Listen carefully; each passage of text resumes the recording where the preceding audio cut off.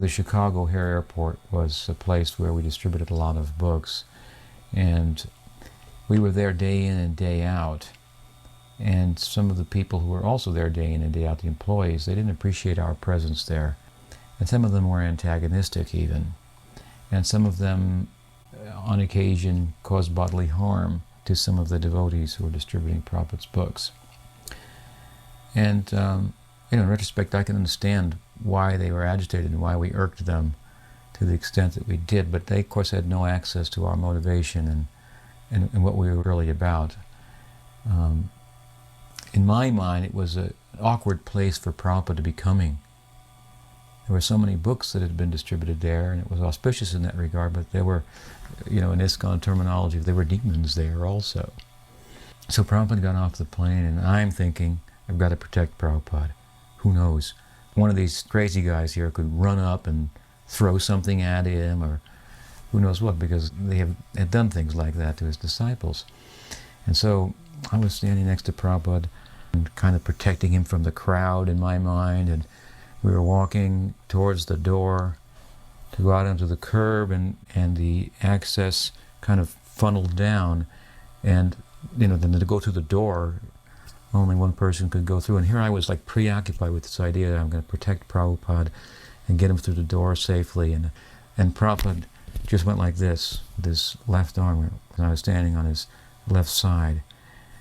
The next thing I can remember, I was at the back of the crowd, everybody's in front of me, and Prabhupada was in the car. And the devotees were ushering him off to the temple. And it was very mystical to me, because I thought, here I was thinking, I'm protecting the spiritual master, and he's showing me I'm protected by Krishna. And I can protect you also.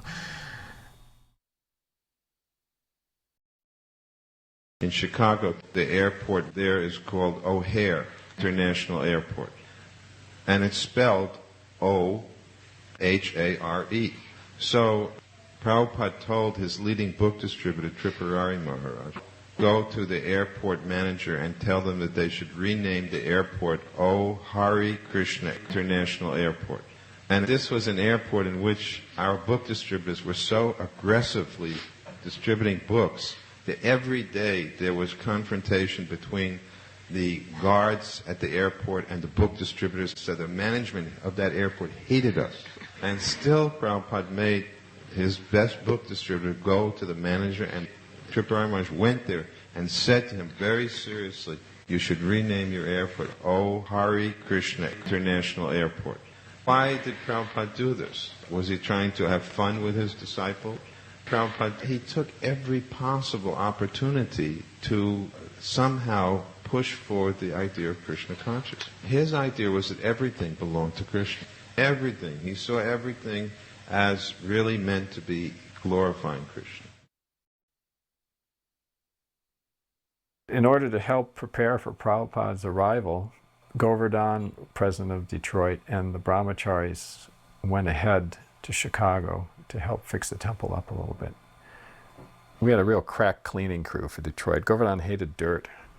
The Detroit temple was always spotless. It had white floors, white staircases. So we came there, and I remember the doors flying open to the vans, floor machines coming out, and everybody got to work and scrubbed the place down, made it really clean. We built a little desk and a seat for Prabhupada.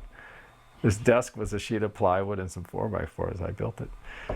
They had a room for Prabhupada, very simple room, just a bed, chair, desk. He lived very, very simply there. I got to wait outside of Srila Prabhupada's door because I was his bodyguard.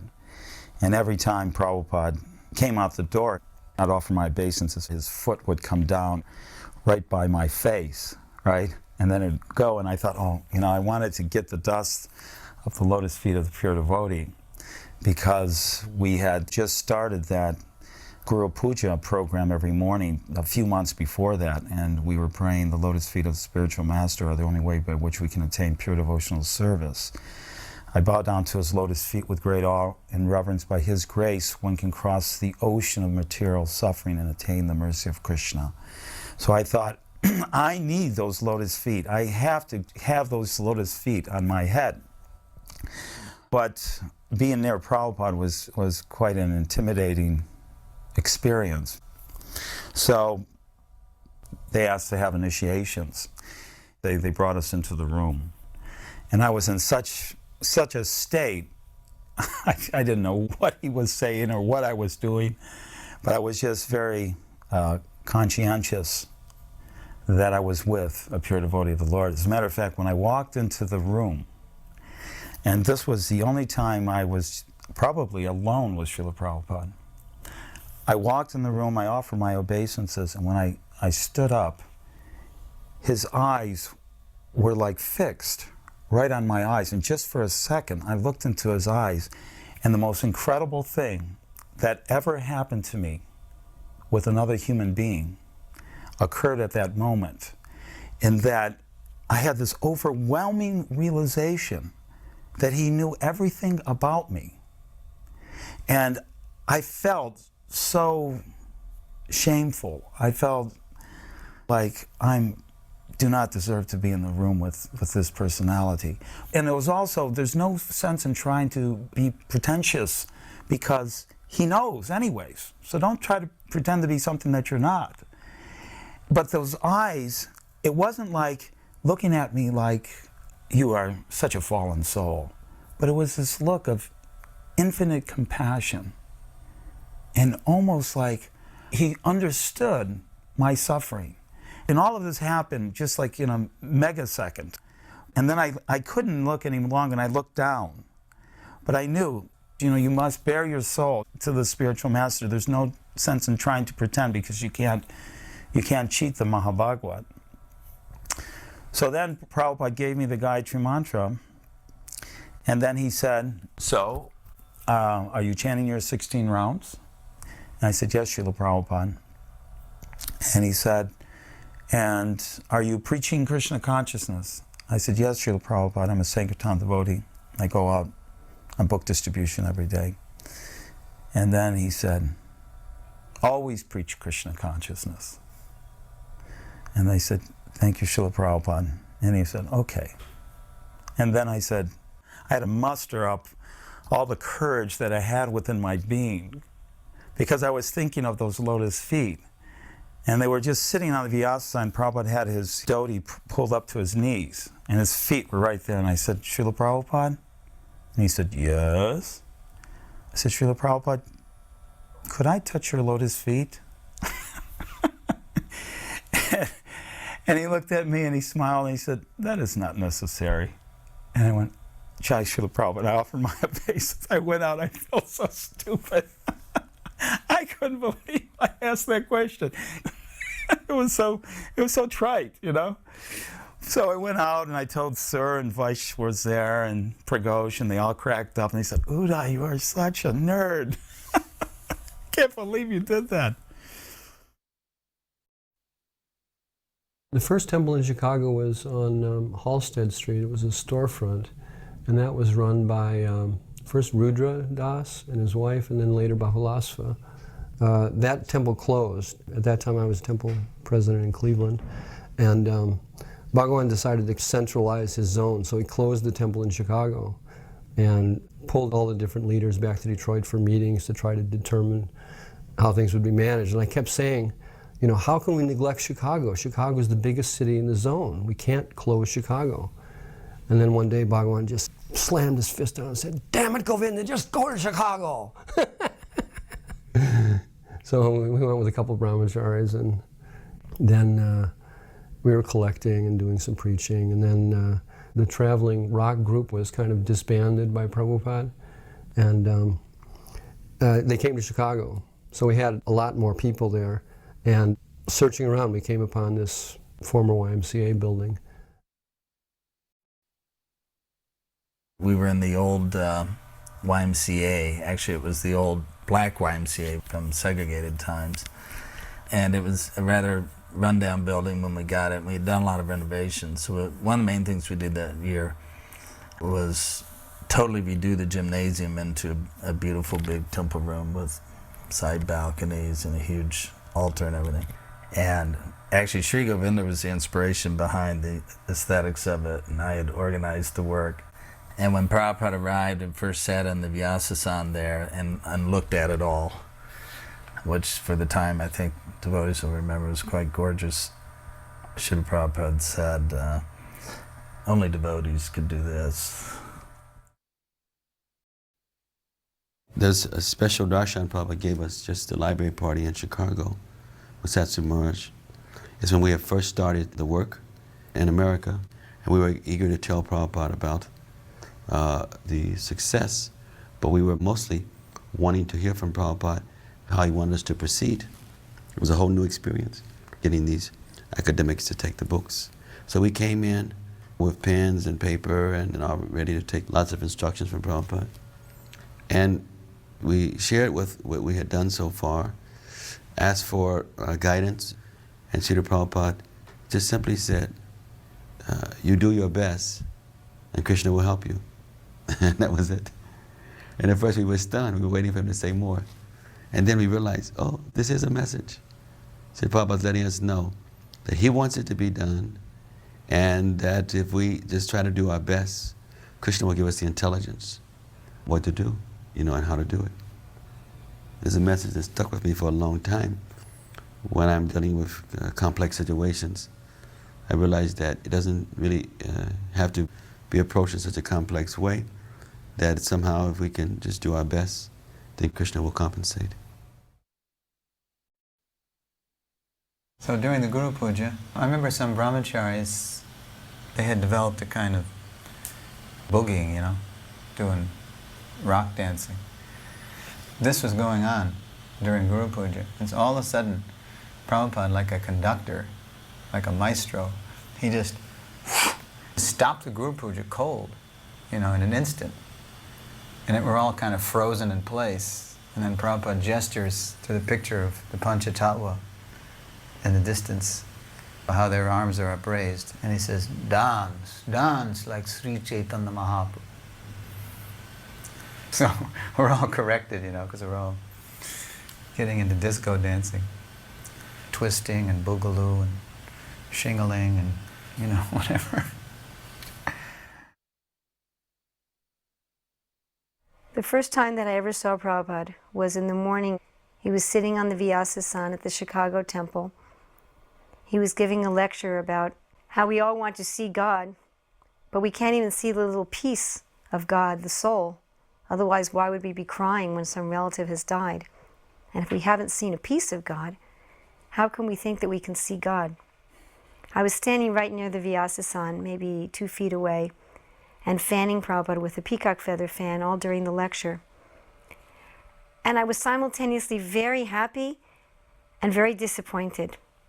I was very happy because I realized that hearing Prabhupada there on the Vyasasana was no different than hearing a tape recording of him. All that time I'd been listening to Prabhupada lectures on tapes, I'd been with him, hearing him, and I felt so happy and so satisfied. But I had wanted something different. I hadn't wanted it to be just the same as a tape recording. I had wanted to get to know Prabhupada the person. A few hours later, my father, my husband, and I went into Prabhupada's room.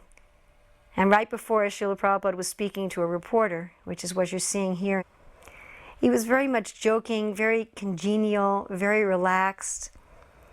Right after the reporters left, then my father, my husband, and I were introduced. At that point, Prabhupada leaned back on the cushion, and he had one of his legs up, and his dhoti was such that you could see his calves and his lotus feet.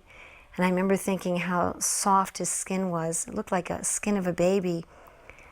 And as the conversation began to unfold, I realized that here Krishna was fulfilling my desire to get to see Prabhupada as an individual person.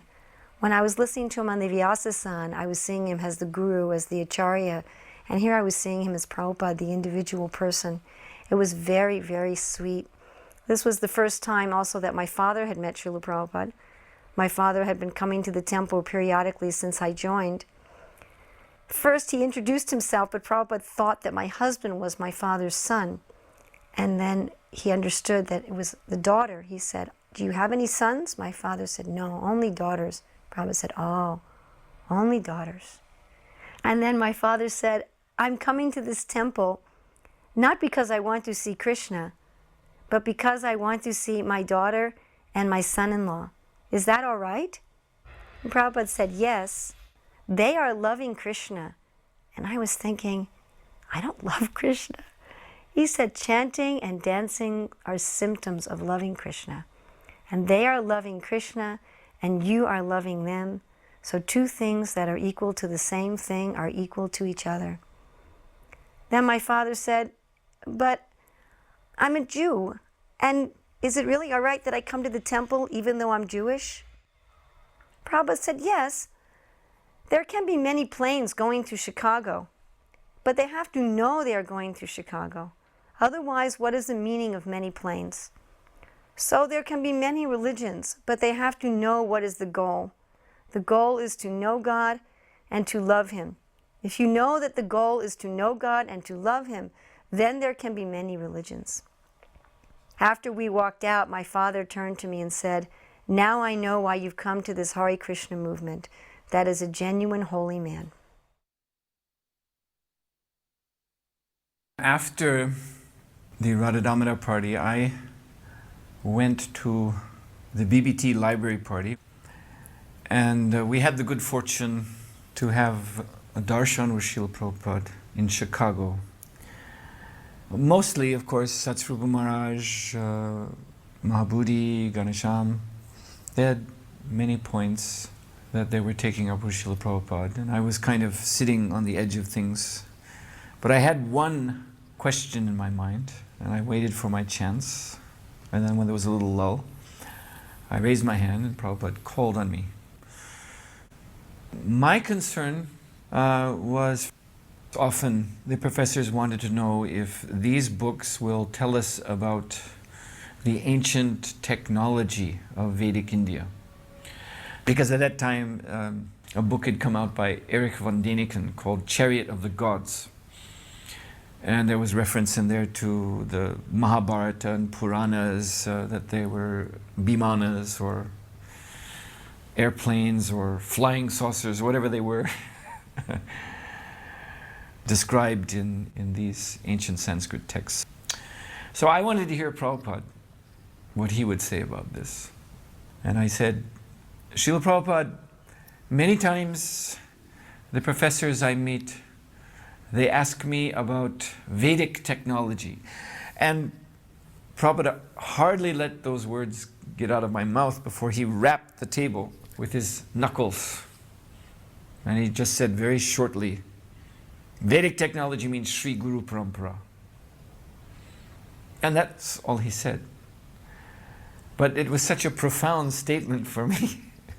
It was an immediate instruction because, of course, I was asking the question impelled by all kinds of speculations going on in my mind.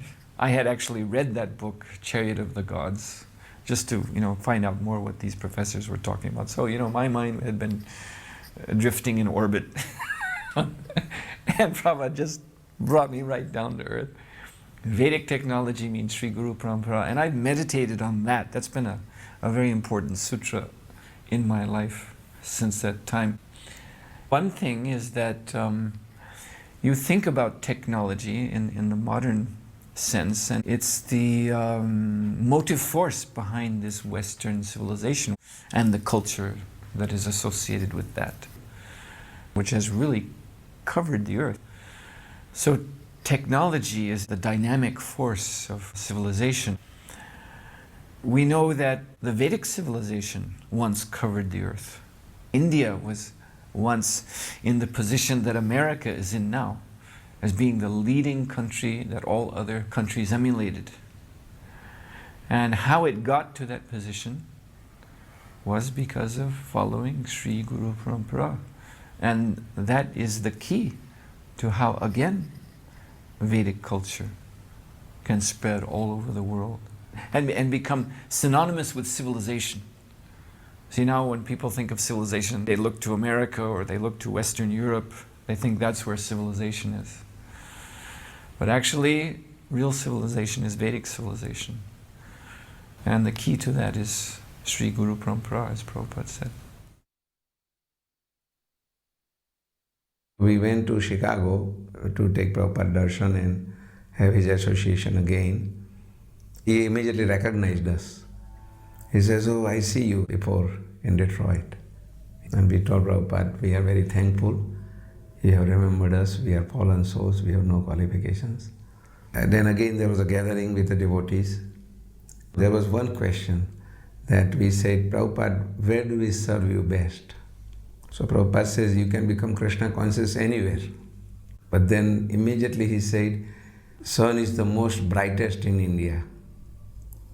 What that means to me is that I can be more Krishna conscious and better way in India comparison to any other place.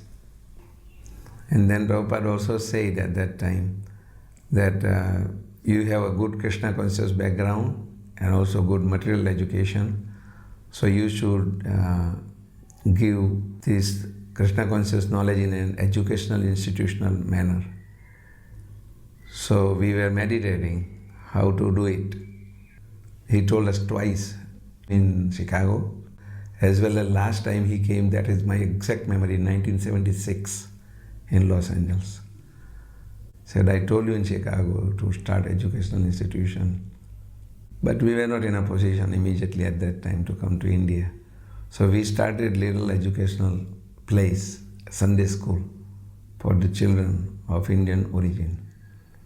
And we had 60 children coming to our place. And we were educating them in Krishna consciousness. Today we are running Bhaktivedanta Raj Vidyalaya. So it's an educational institution, as Prabhupada said. And we have 300 children studying, boys and girls. And it's a residential school. Krishna consciousness is taught from Mangala Arati till Bhagavatam class, like any other our temple program. And these are all Karmi parents' children. These are not devotee children. As it is said in Ishopanishad, Slok 11, that you can learn this Krishna consciousness and material education side by side.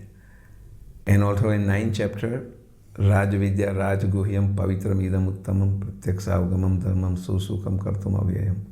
In purport, Prabhupada says there are all kinds of educational institutions all over the world, but there is no Krishna conscious educational institution or university. So according to that authority of Shastra, Sadhu and Guru, whatever this Bhaktivedanta Raj Vidyalaya English school is doing is conformed with Prabhupada's instruction and his writings. I remember the kirtans were very ecstatic at this time. There's several hundred devotees there. And they were doing Guru Puja. And everyone was dancing in ecstasy. But there was this lane. Prabhupada always kept an open lane between the men and the women so that he had a perfect direct view towards the deities. So sometimes when the kirtan started to become very ecstatic, the devotees started to dance into the middle lane, and Prabhupada started to wave his hand, move out of the way. I love my devotees, but I want to see my Lord. So I oftentimes go to temples and there's Prabhupada sitting on the Vyasasana, and devotees are dancing, blocking the view of Prabhupada to the deities. We should always understand that Prabhupada is with us, and we shouldn't commit Guru Aparad by putting our back either to Prabhupada or blocking Prabhupada's vision to Radha and Krishna. Prabhupada had traveled to Chicago with Brahmananda on the airplane, and Brahmananda was reading Time magazine, and the Time magazine feature article was Crime, Why and What to Do. So Prabhupada got inspired by the idea that we could help to solve the crime problems in America with our program. So when he arrived in Chicago, he asked us to arrange for him to meet some people in the government so he could talk to them about this idea. So he met with the mayor of Evanston, and he met with some police lieutenant. I think Mosley was his name, I remember that. Then there was this old abandoned school in Chicago, in Evanston actually, north of Chicago, and Prabhupada asked us to proposed to the government that they give us that school and help us fix it up, to take in prisoners from the penal system and give them a program where we would feed them prasadam and engage them in kirtan and, you know, some other things during the day, but a kind of rehabilitation program based on Krishna consciousness. And Prabhupada was serious about it. He wanted me to go to the mayor of Evanston and propose this, and I did. And the mayor was friendly, but he said that that was the building that they had in mind for their new city hall. So he didn't think it was likely that he could get the council to approve it for our proposed purpose. I pursued it a little bit. We found some other properties that we looked at, but we couldn't get anyone to donate any facility, and we didn't have the money to buy any place, so we kind of had to drop the idea. Hare Krishna,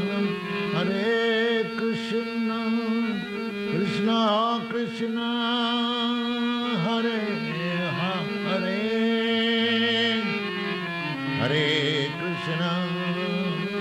Hare Krishna, Krishna Krishna. We're all waiting for Prabhupada to come to the carts on State Street. Finally, Srila Prabhupada rides up in a Volkswagen, gets out, and without any hesitation just bows down on the filthy street in front of Lord Jagannath. And that really struck me, because I had been thinking in my mind, I'm not going to bow down in this street. But Prabhupada didn't hesitate, he just bowed down right there in front of Lord Jagannath. And then he gets on the cart, and Prabhupada is riding on the cart below, and myself and a few others are riding up top, and we have the blissful engagement of throwing flowers and bags of prasadam, might have been peanuts and raisins, something like that, off into the throng as we're going down State Street toward the Civic Center. Then it occurred to me that Srila Prabhupada has come to Chicago now, and this is 81 years after the first Indian Swami had come to America, and that was Vivekananda, the famous Vivekananda who came and was preaching Daridra Narayan philosophy. At that time, Vivekananda, who had been invited by clergy for the World Parliament of Religions in 1893, he was saying, what is all this talk of God? I see so many gods loitering before me in the street. Daridra Narayan, poor Narayan, in other words, everybody's God. Mayavad. So finally, 81 years later, here's a pure devotee, a Vaishnava, come to Chicago, and I was thinking in my mind, I wonder what Srila Prabhupada's going to say when he gets to the Civic Center, because this is very historic actually. Finally the Vaishnava, Siddhanta, is coming to Chicago after all these years. So we get to Civic Center, and there aren't that many people there, surprisingly, as I remember it. But without hesitation, as soon as Srila Prabhupada took the microphone, he said, in the Vedanta Sutra, it is said, Janma yasya yataha. The absolute truth is that from whom everything emanates. So he was establishing that everything comes from a person. So I was really smiling. I bet Srila Prabhupada was thinking of this. So that was wonderful. When Prabhupada arrived, there was actually 2 newspaper articles that came out about the devotees. One of them was very favorable, but it didn't mention Hare Krishna too often. And the other article was highly unfavorable. It was very critical and sarcastic of the devotees. It was written actually by a Chicago columnist who won a Pulitzer Prize. His name was Mike Royko. Royko was known for his biting cynicism. He wrote this article, but practically every other sentence he was mentioning Hare Krishna. He had even parts of the Hare Krishna mantra within the article. And Prabhupada said, this man is chanting Hare Krishna. And he was much more appreciative of the critical article because it mentioned Hare Krishna more than he was of the favorable article.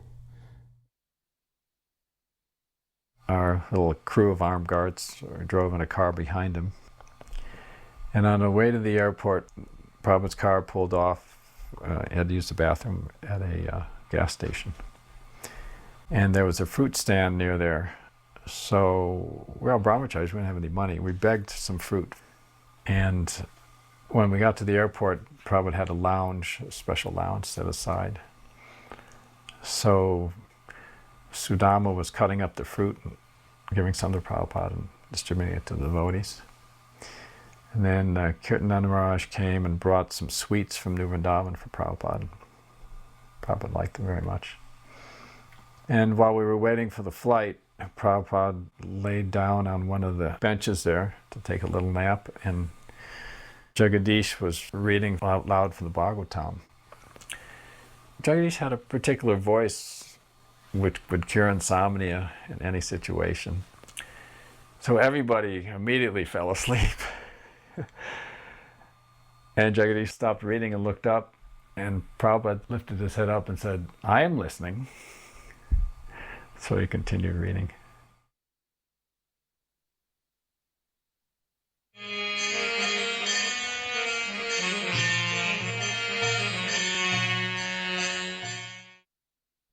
I was accompanying Prabhupada as his typist, and we'd flown in from Hawaii, and we stopped in Chicago and San Francisco. On one of the flights, I was sitting next to Prabhupada, and he said, "Vaikuntanath, may I borrow your Bhagavad Gita?"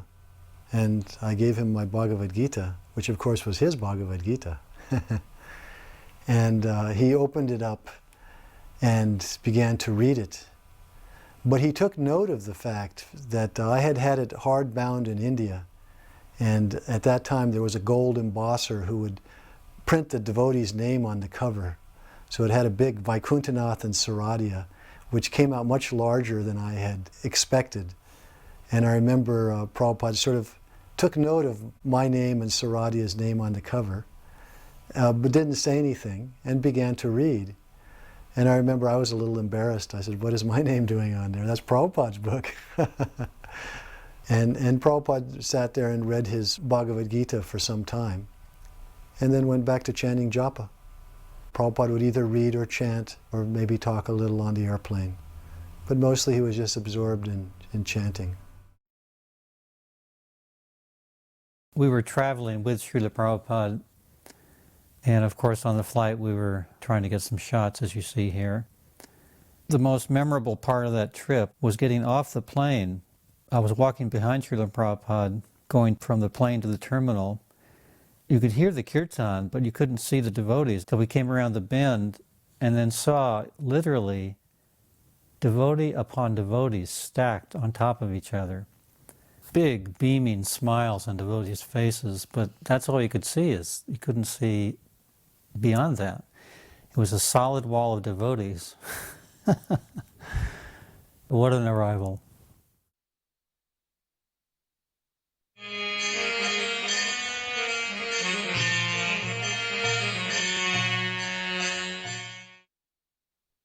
When Prabhupada arrived in San Francisco for the Rath Yatra festival, I remember that all the devotees were extremely excited. So they were running and dashing down the concourses, and there was a huge crowd of devotees. And I remember Tulsidas turned around and yelled at us all that, "When you act dignified, we're in an airport, behave yourselves." Then when Prabhupada came, I remember there was a big array of sannyasis that were surrounding Srila Prabhupada, and all the devotees were chanting and kirtan. And me and a godbrother named Sridhar Prabhu, he was one of the original Vijay raiders on Radha Damodar party, very Brahmanigally minded. And so he was standing with me, and he was thinking, is there any hope that we will be able to get close to Srila Prabhupada at all? Look at the hundreds of devotees, what is our chance?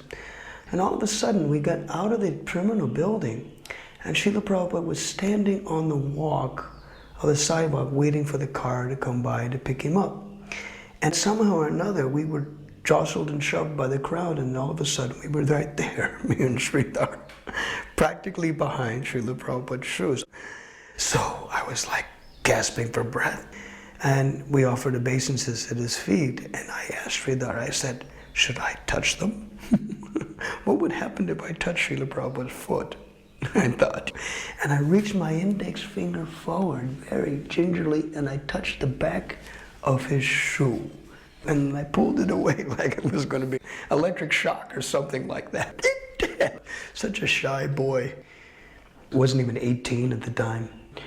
I didn't even disturb him. He didn't even look at me or didn't even notice it. We were just so scared. It was the first time I saw Srila Prabhupada. The Rath Yatra seemed like it had gone downhill because my first Rath Yatra was 1970, which was the first one with 3 huge chariots. And that was a huge festival. And then 71 became smaller. And 72 it was smaller. And 73 it was still smaller. And Srila Prabhupada hadn't come. And then in April of 1974, I was sent to San Francisco to serve as the temple president. And at that time, Madhavisa had come to get a new visa for Australia. And of course, Jayananda was in San Francisco. And Madhavisa was very encouraging to expand the Rath Yatra, turn it into a wonderful festival with a fair-like atmosphere and a real chance to broaden the preaching of Krishna consciousness. So he was a big inspiration. And of course, Jayananda was there and was very eager to do the practical work. Due to those two people's inspiration, we started trying to visualize how Rath Yatra could be expanded and improved, and how we could get Srila Prabhupada to come back again. So we got the idea to make not just the parade, but to have a fair at the end of the parade where we'd exhibit all aspects of Krishna consciousness, from deity worship and prasadam and books, and also try to turn the festival into something that was economically viable, not just a huge expenditure, and try to find ways to promote the Rath Yatra to the public in new ways. I hired a professional public relations firm, a man named Reed Turner, and I think we paid $2,000 to him to help promote and publicize the Rath Yatra. Maybe that was the best thing I ever did, because the amount of publicity this man got for free through public service radio and donations of billboards and donations of space on all the trains and buses, it was just phenomenal. But as a result that year, a huge amount of people came to the festival. Of course, Srila Prabhupada came. He wasn't in the United States hardly at all in those years. He's coming once a year for a few weeks touring. So most of the disciples hardly got to see him. So I'll never forget, in 74, roughly 1,000 disciples came from all over the United States to greet Srila Prabhupada. I remember on the morning of the Rath Yatra, it was cold, and it was damp, and it was foggy. And we got out to the Golden Gate Park, and it was nobody there. And my heart was pounding, and my head was spinning. I'm thinking, Lord, we've spent all this money, this huge effort to make this a nice festival, and now you're giving us this miserable weather. And I remember Srila Prabhupada arriving, and when he got on the chariot, he sat on Subhadra's chariot, and when he touched the Vyasasan, that moment the sun burst out, and all the fog was gone, and all of a sudden thousands of people, it's like they came out of the trees and the bushes, and this ecstatic kirtan started. It was so miraculous, just like an effulgence came off of him that dissipated the darkness. And this Krishna consciousness movement is meant for educating people in this great science. So, we have published already about 20 books, 400 pages each, to elaborate the science of Krishna consciousness. So, the scientists, the philosophers, they can also understand by reading our book. In San Francisco, when Bhaktidas was president up there, he organized a special worship program for Prabhupada to raise funds. It was auctioned off. These different services like bathing his feet with milk or water or honey. temple presidents could bid. And whoever bid the most got to do that service for Prabhupada, and at the end all the money would be given to Prabhupada as a donation. So at that time I had a little bit of money from an inheritance, small inheritance. And one especially I wanted to win was bathing his feet with honey, because I thought that one would take longer, so I would be able to get more time serving Prabhupada, touching his feet, than the other substances. So I won that one, and while I was pouring the honey over Prabhupada's feet and trying to stretch it out as long as possible, and Prabhupada said, hurry up. So I had to go faster.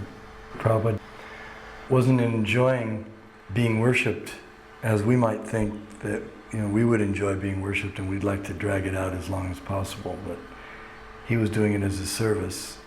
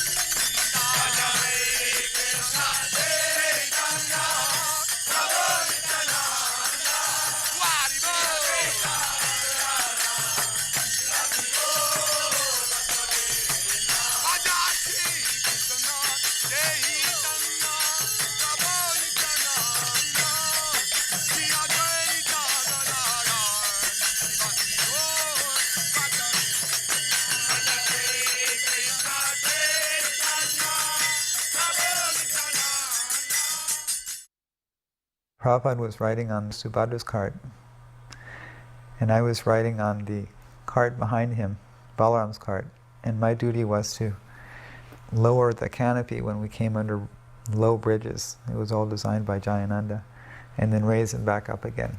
And it took like 3 or 4 guys to do it. So at one point we were riding along in the parade. There was no bridges coming or anything. And Prabhupada was on the cart in front of me. He was looking out over the thousands of people that had come for the parade. And it was all quite a scene. And at one point I felt that Prabhupada was looking at me. Even though he was so far away, I somehow there felt that he was looking directly at me. And when that happened, I felt that he could see not only my person, but he could see directly into my soul. And he could see everything about me, my desires, whatever there was to see in my soul. And I could even feel that he could see that I had stashed some ladus in my coat pocket that I was wearing, that I had stolen from the prasadam bin that they had for the festival. And at that moment, I actually waved to him with my right hand, and Prabhupada immediately waved back as if to confirm that yes, I'm seeing you, I'm looking. Prabhupada had that way of communicating. Even though we were so far away, he could reciprocate in such a positive way. This was in Berkeley. It was right around the time of the Rath Yatra. And we were all sitting in Prabhupada's room, and Bhardraj pulled a copy of Teachings of Lord Chaitanya off of the shelf. And he said, Prabhupada, usually we see Lord Chaitanya depicted as having very long hair. And Prabhupada said, yes, Chaitanya Mahaprabhu, he was hippie. And so he said, yes, Chaitanya Mahaprabhu, he was hippie. And everyone just really started to laugh because he was just detecting the mentality of the question. And he said, therefore he has come to save you. He was hippie, so he has come to save you. But because of his Bengali accent, it was difficult to understand whether he was saying save you. The S is slightly SH in Bengali pronunciation, so people were thinking, well, is he saying save you or is he saying shave you? And so Prabhupada immediately picked up on that, and he said, yes, he has come to save you and shave you. Chaitanya Mahaprabhu has come to save you and shave you. And he kept repeating it. It was so funny. Lord Jagannath is the Lord of the universe, and as what his name means. Ratha Yatra is about dragging him off his throne. Sometimes the ropes that pull the chariot are compared to the hearts of the gopis, because he's being pulled by their affection and the affection of the inhabitants of Vrindavan from his lordly status in Dwarka, where he appears four-handed and so forth, down to become accessible to the common people. And it can't get any more common than cowherds, villagers, unsophisticated, uneducated people. So they're dragging him down off the throne, and in doing so, they're making him accessible to the common people. And Jagannath is becoming accessible during the Rath Yatra. You can't go in unless you're of a certain birth, and besides that, you can't go and touch him and serve him directly. But during the Rath Yatra, anyone can serve him. Even ordinary people will sometimes be brought up onto the cart and allowed to embrace Balaram or Jagannath. So it's very much the case that Prabhupada, as an inhabitant of Vrindavan, was bringing the Lord of the universe out beyond the wildest expectations. I mean, even the people of Jagannath Puri, who acknowledge, just as his day to come out and give association of the people, couldn't imagine that he would appear on the other side of the ocean, giving darshan to people who didn't even know what it was about. And as you could see in the film, so many people came, so many common people from all over San Francisco used to gather in those days. And just wondering, probably just wondering, how this is all happening to me. Why this is happening. So unassuming. Why me? I don't know, but I have to honor it. It's happening. That was his mood. His whole mood of the Western success was celebrating the mission of Bhaktisiddhanta Saraswati Thakur taking hold unexpectedly in this foreign land. Sridhar Maharaj once told us that Bhaktisiddhanta Saraswati Thakur on more than one occasion expressed a desire to spend a decade in America preaching. This was before America became the prominent country in the world, before World War II, when England was still the prominent country, and therefore he sent emissary to England. But he had apparently a vision that America would become the most dominant country in the world, and he had a desire for going and spending 10 years to preach in America. After telling us that, Sridhar Maharaj said, and through Swami Maharaj, your Prabhupada, he got 10 years plus 2. 12 years I consider Bhaktisiddhanta Saraswati Thakur lived in him. What could be a greater tribute to how well one has served their guru than that? Srila Prabhupada sat on Subhadra's cart, and so I walked beside that cart because I wanted to have Srila Prabhupada's darshan as much as possible. And he was so happy and radiant. And partway along the route, he raised up his hand and stopped the procession for a short time. And thousands of people stopped just because Srila Prabhupada raised his right hand. Prabhupada at a certain point indicated that he had to go relieve himself. And so they simply stopped the cart and he got down and began to walk into the forest. Of course, in India, that's what anyone would do. And so the devotees thought it was some kind of ceremony, so they all started following him. Like dozens of devotees started marching. The Prabhupada just laughed, turned around, laughed, and held his hand and said, no, you all stay here. And then when he was ready to go again, he made a gesture with his right hand, like onward, forward, And all of a sudden, all the carts started moving again. Thousands of people just started moving. It was so wonderful. It was the most wonderful feeling to be just anywhere near Srila Prabhupada. My friend Vatsara, he came to visit me in San Francisco, and we started going to different spiritual communities. By this time, I had kind of accepted this spiritual master, Swami Satchidananda. I didn't really know that much about him, but I read Prabhupada's Bhagavad Gita, and I said, geez, I need a spiritual master. But I didn't really think of the author of that Bhagavad Gita, Prabhupada, the old one, the blue Vishnu on the cover.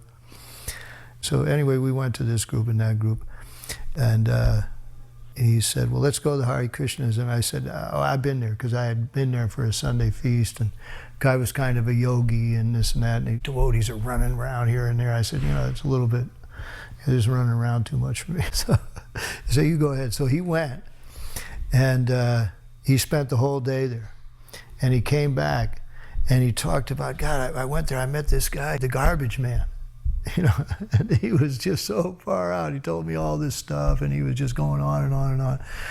And it turns out that was Jayananda. He spent the whole day with Jayananda, emptying the garbage and going here and going there. So he said they're having, another program in the evening, and so I said, okay, I'll go with you. And so we went, and that was it. The next day, we went out and bought cloth for dhotis and cloth for saris and beads, and by the time we got back home, we had decided we're going to shave up, and so we shaved up, and we shaved up the kids, and then we showed up at the temple the next day. The boy said, what are you doing? You can't do that. Anyway, we said, here we are, we're doing it, and like that. So from this association with Jayananda, we became devotees. So me being a practical, mechanically minded person naturally fell in with Jayananda, because he was always doing something, fixing a car. We'd go out and work, and I just was kind of like Jayananda's right-hand man at that time, and we'd be out working on the carts or, stuff like that, or going to pick stuff up to bring back for the carts, or at the temple preparing something for Rath Yatra.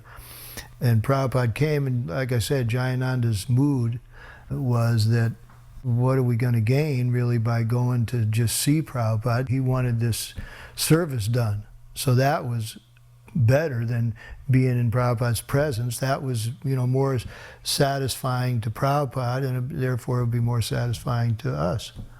And so, we just did that. And Jayananda, of course, didn't say that and then run off and go be with Prabhupada. Actually, after Rath Yatra, later that day, Jayananda finally went over to go see Prabhupada, and he wasn't there 2 minutes, and he fell asleep. Prabhupada made some comment, I think, about Jayananda sleeping. Some nice comment, oh, he's worked so hard, and now he's sleeping. People follow, imitate Americans. I am traveling all over the world. Everywhere I see they're trying to manufacture the skyscraper building, imitating your country. So, if you kindly become Krishna conscious and chant and dance in ecstasy, emotional love of God, the whole world will follow you, and it will be Vaikuntha. There will be no more trouble. Thank you very much. Hare Krishna, Hare Krishna, Krishna Krishna, Hare Hare, Hare Rama. Prabhupada went on stage. Vishnu John was on the corner of the stage. Baudak was in front of Prabhupada.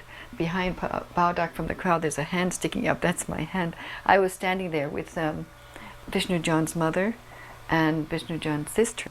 And I had been explaining to his mother like what the harmonium is and the madanga, and that how popular and how well loved Vishnu John was in the movement, and how much we appreciated his singing, that he actually was the best. She was very proud of her son. Prabhupada, after he finished his short lecture, he started to throw the roses from the stage. I was hoping that Vishnu John's mother would catch something, and Prabhupada threw the whole bunch of roses, and she caught it. when Prabhupada went on the stage at the end of the procession, I also tried to go on the stage, but some person who I didn't know stopped me and said that no women were allowed on the stage. So I tried to reason with him, saying that I was authorized by the BBT trustees and they had paid for my fare and my film. But this person was adamant. So I left the stage and I went to the middle of the field behind the huge assembly of devotees and guests. And I sat down in an empty chair there. And a short time later, I looked up, and to my surprise, Srila Prabhupada had gotten up off the Vyasasan and was raising his arms in the air and beginning to dance. So I immediately climbed on the chair and began to take photographs. And it turned out that I could not have found a better position to be in than that very one where I was. So I'm grateful to this person, who apparently was an obstacle, but in fact was a great help in my service. I actually had a premonition that something amazing is about to happen, and then it did. Prabhupada got up again, dancing, jumping up and down, and as he danced and held out his arms, stretched out his arms toward the crowd, he began turning as he danced from side to side in stages. And we could see Prabhupada just showering blessings on the people. It was practically visible. There are many pictures, there's many photographs. There are these extraordinarily ecstatic expressions on the faces of the devotees. It truly was a mystical, spiritual experience. I personally have always been more inclined toward philosophy and sort of spiritual logic than just esoteric, mystical things. But this was miraculous. It was truly miraculous. You could see Prabhupada showering blessings on the people. Then he left the stage and went back to the temple, and we kept dancing and chanting until the sun went down.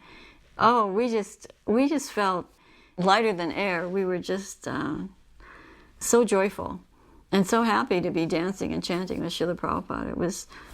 It was the most wonderful, joyous event. We were out in the crowd serving prasadam, and there was a kirtan on the stage. There were a lot of people sitting in rows, and we were serving, but there were also a lot of people behind the rows standing, facing the stage, listening. At a certain point in time, the crowd was chanting, and they became visibly stirred, like roaring. And everybody's hands were up in the air, and all the devotees that were serving the prasadam, we all turned, like, what's going on? We look at them, and then we turn around and look back at the stage, and Srila Prabhupada was on the stage with his hands up in the air, just jumping up and down, with a big smile on his face. It's like almost like a transference of incredible happiness, just shot through the crowd. And everybody simultaneously in that moment became surcharged with mercy, really. Prabhupada's mercy. He just gave everyone mercy. Clearly, he was just so happy to see everyone celebrating Rath Yatra. This is a Bhagavad Gita dance. Krishna is played by Satarupa, Arjuna by Anasuya, and the sage by Jambavati. And we took the 108 principal verses, or danceable verses, from the Bhagavad Gita, and I narrated it while they performed it, using ballet and Bharatanatyam to tell the story of the Bhagavad Gita. And Prabhupada saw this in the Los Angeles temple, liked it very much, so we did perform it in India in 1975 and 1977. And he also liked the system of having a narrator speaking and the actors or dancers just acting it out. He said that way you can go any country in the world and just have the narration in whatever language the people understand, and the performers can act out the dance. He very much encouraged us in this utilizing fine arts for spreading Krishna consciousness. And one morning walk, he said, yes, if whoever's an artist, let them dance only, let them paint only, let them, whatever their art is, they should do that for Krishna.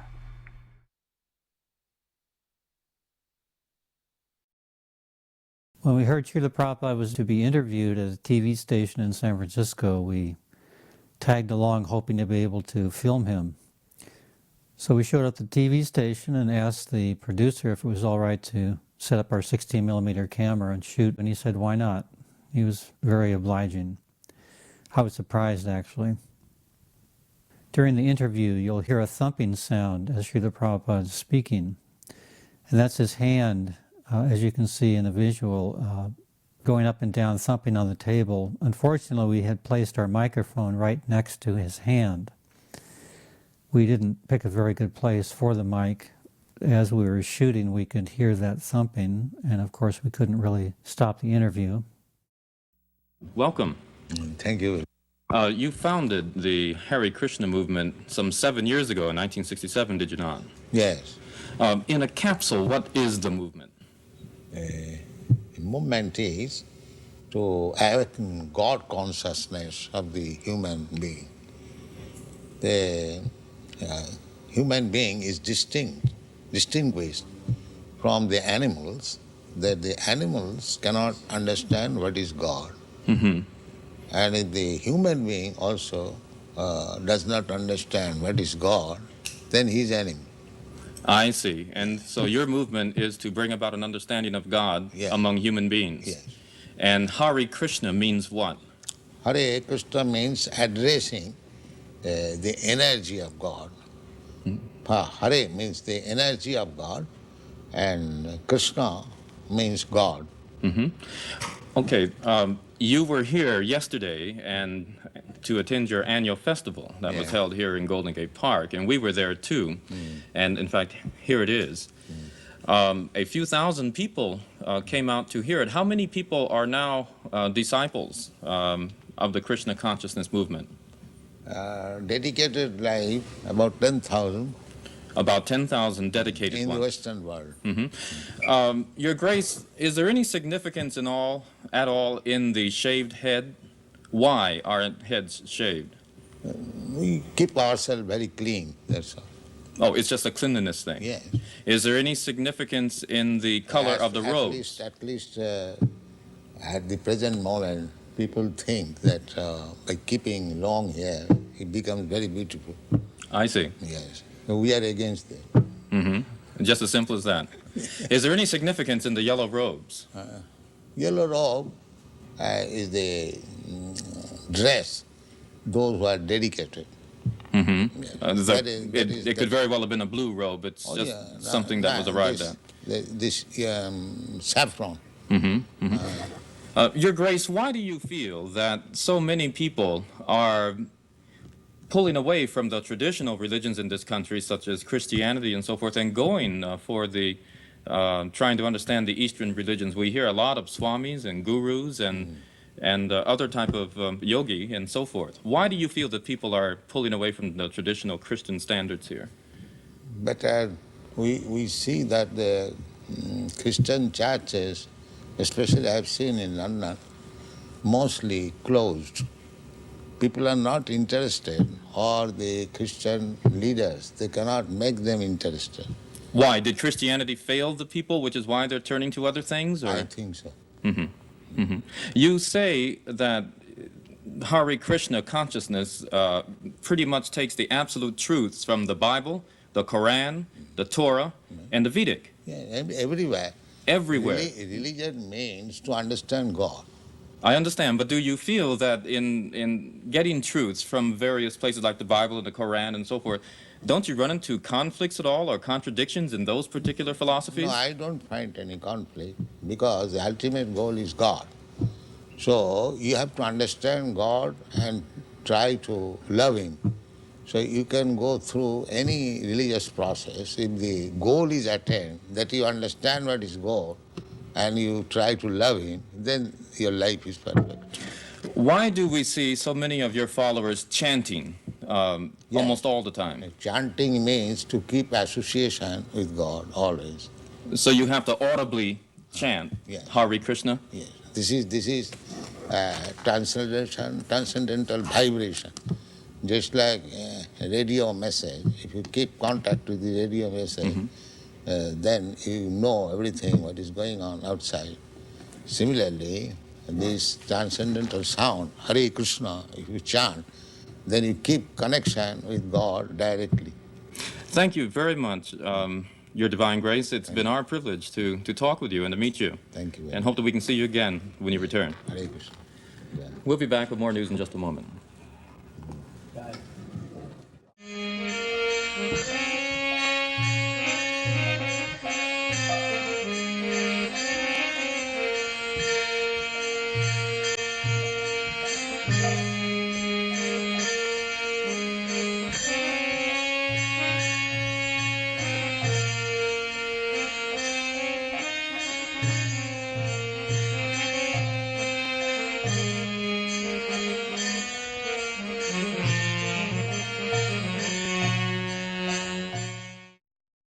Rath Yatra, 1974, London. In one way it was very different to most Rath Yatras because there were 3 palanquins instead of what we'd previously had, one large chariot. There was some problem in the 1973 Rath Yatra with health and safety. So we had these 3 palanquins, which in one sense it was a little disappointing because 1973 Rath Yatra was such an exceptional occurrence because Srila Prabhupada had come to that Rath Yatra and he danced all the way from Marble Arch, down Park Avenue, right down to Trafalgar Square. And I'm talking dancing here, arms raised, jumping up and down. To watch Prabhupada doing that was just the most amazing spectacle you could ever see. It was truly wonderful. So 1974 wasn't quite of that caliber in that we didn't have the large cart. We had the 3 palanquins which were carried shoulder height, and Srila Prabhupada wasn't there. But it was very ecstatic because it was Rath Yatra and Lord Jagannath was out wandering in the streets of London. We took the same route so we could remember when Prabhupada was with us, which was really nice.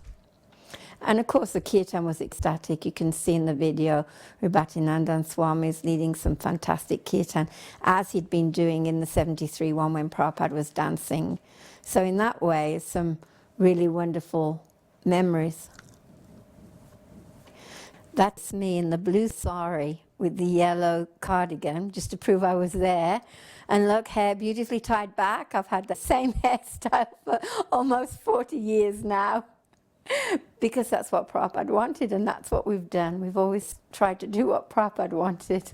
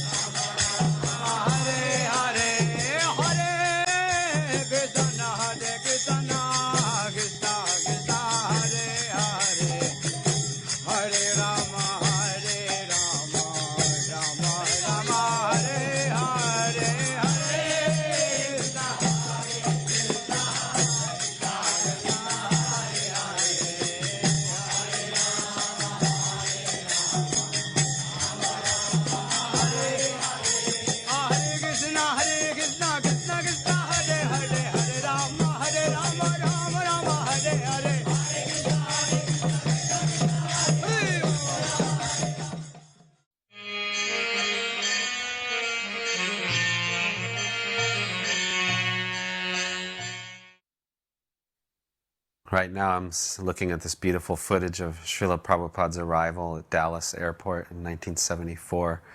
I was 7 years old at the time. And I remember how excited we were, you know. By this time, I think this was my 5th time maybe of getting to see Prabhupada.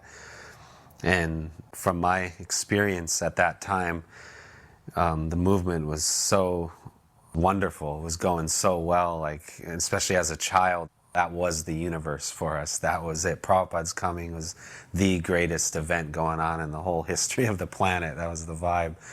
And so I remember we all got ready. We go to the airport and we're waiting for Prabhupada. Then he finally shows up and this huge kirtan. And then there was just such a joyous feeling. I drove a bus to the Dallas airport with all the children. It seemed like I was the only one who had the experience of driving that big a vehicle. And we got there and we're all waiting expectantly. I'd never met my spiritual master before. The excitement was so high. Finally someone said, he's coming. The kirtan's going uproariously, I remember that. And then we all hit the deck. And then when I got up, it was like Srila Prabhupada was parting the Red Sea. That was the feeling that I had. I was just crying in ecstasy, finally getting to see my spiritual master. And even before seeing him, you could feel the wave of his presence. coming down this long corridor. It was just overwhelming. They had a room set up for Prabhupada to greet the media people. So then we all go in there, and it was set up really luxuriously, and there's lots of prasadam and flowers, and Prabhupada sat down, and then the media people started asking him questions, and that's a famous one where they ask, well, what is a hippie?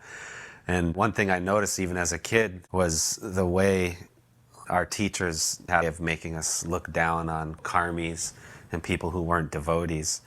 And so we always had this feeling, you know, oh, once we see Prabhupada interacting with these people, they're either just going to fully surrender or he's going to just smash them and show them what fools they were. So first I noticed just how charming he was to everyone. He really knew how to like bring out the best in the people and want them to feel positive about meeting him. And I really noticed that he didn't like smash them and get heavy with them. He actually would win them over through charm. He would get them to laugh. He'd get them to feel good and comfortable around him. And I really, really admired that, especially because our teachers were kind of young guys and they didn't have much life experience. So they had a real heavy mentality. And so when we'd see Prabhupada, we were always waiting for him to do that to people, but I never saw him like that. It was always just wonderful, charming, and he would reinforce the sincerity and the genuineness in the people that came to see him. And I have to admit, too, I remember feeling like a little surprised, like how come these people that just got this wonderful exchange with Prabhupada didn't immediately just run to the temple and follow us and shave up or put on a sari or anything. We were in Dallas, and as a traveling Sankirtan, we'd come all the way down from Montreal. It was probably just after Mardi Gras. We went out to the airport. We missed Prabhupada when he arrived. So by the time we got to the temple, there was Guru Puja going on. And up until then, I'd never seen Prabhupada in person, and that was after 6 years of being involved in Krishna consciousness. And when I saw Prabhupada, I just related to him as a moving picture of Prabhupada. He looked like Prabhupada, the picture who was moving. And that was my impression at that time, that Prabhupada was actually not different in this picture.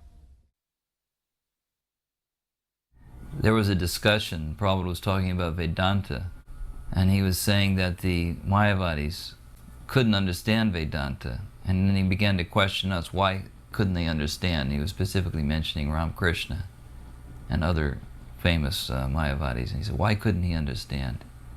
And so then Brahmananda replied, Nahang Prakasha Sarvasya Yogamaya, that verse from Bhagavad Gita, and Prabhupada wasn't satisfied with that answer. And then someone else gave another answer, but he wasn't satisfied with that either. Then finally, Dayananda sat bolt upright, and he said, they cannot understand because they haven't got Bhakti Vedanta.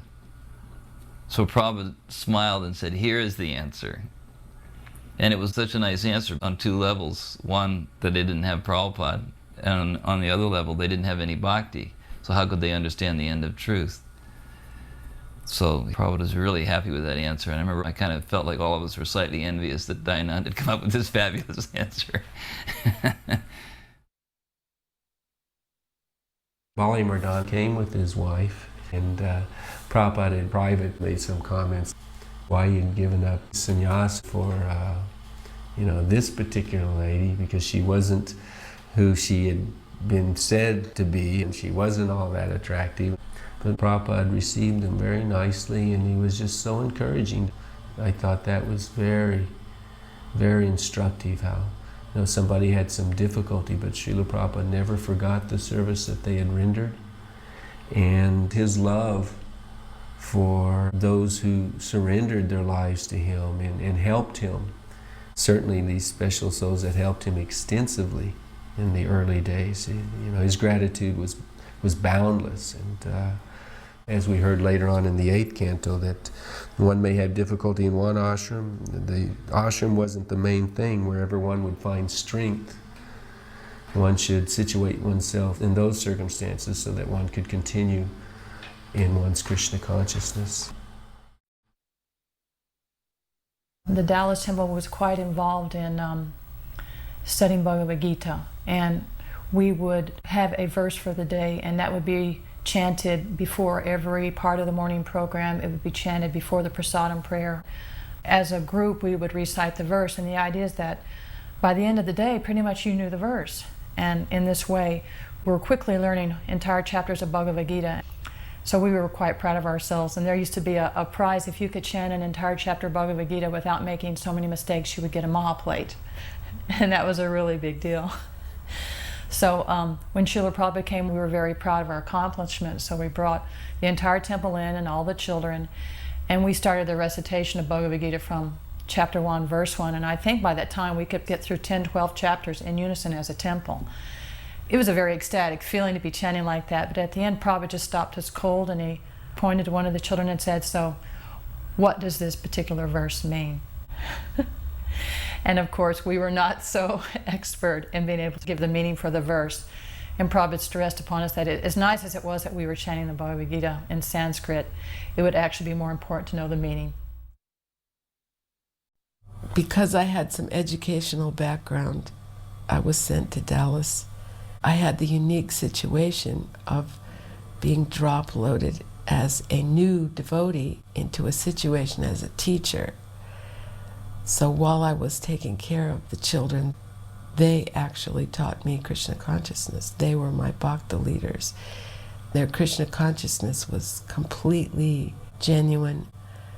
So those principles that I learned from them, like full dependence on Krishna and turning to Krishna at every moment, are what has kept me in service to Srila Prabhupada's movement all these years. Well, I believe this is the first school, isn't it, in the United States to be established. Why was Dallas particularly chosen for the school? That's Krishna's choice. Krishna's choice. He Yeah.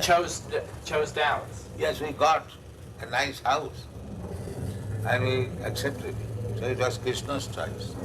Where does the Krishna National or the International Krishna Organization get its funds? From simply donations? They've been criticized occasionally for being very wealthy. Yeah, that is our reputation. Even in Indian Parliament, this question was raised.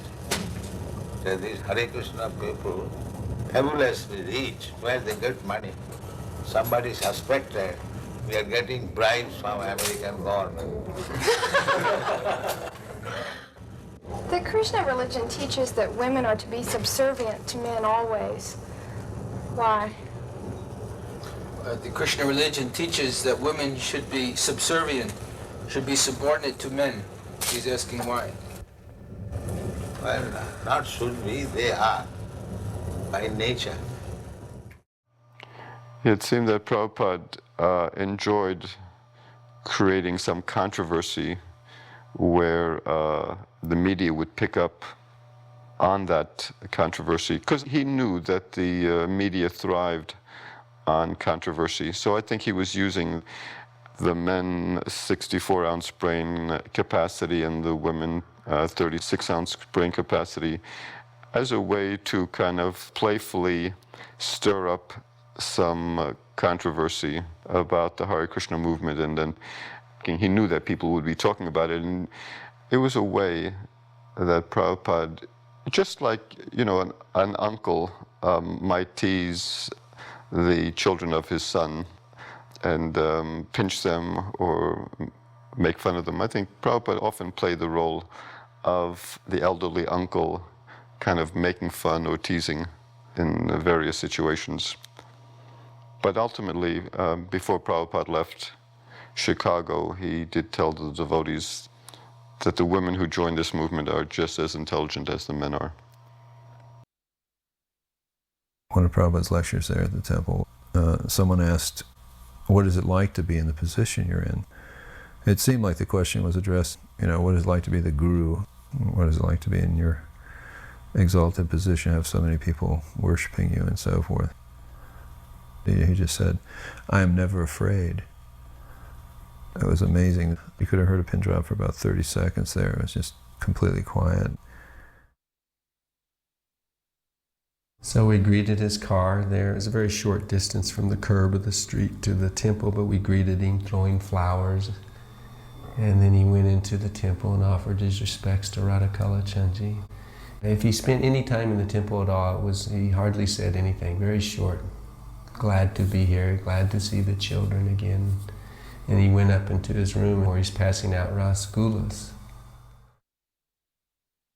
Everyone's sort of dispersing and going back to their respective places, the classroom or I was taking my son home, and all of a sudden one of Prabhupada's servants came running through the building saying, "Prabhupada wants to see all the children."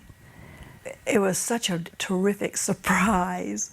And, the mothers got their babies. He said, everybody, all the children. Because at first we were thinking it was just the school children. And we all came up and he said, "Prabhupada has rasgullas for all the children." And so everyone started lining up. And Prabhupada gave a rasgulla to each child. The kids, all they've seen is pictures of Prabhupada. They've heard stories of Prabhupada. They learned the obeisances to Prabhupada. But here he was. And they were just awestruck. And my heart was so filled because having a child, I knew how he's reaching them on such a personal level. And he even asked for the babies. And Jagadish, he would say something about each child. Prabhupada, this is so-and-so, and he would say a thing about him.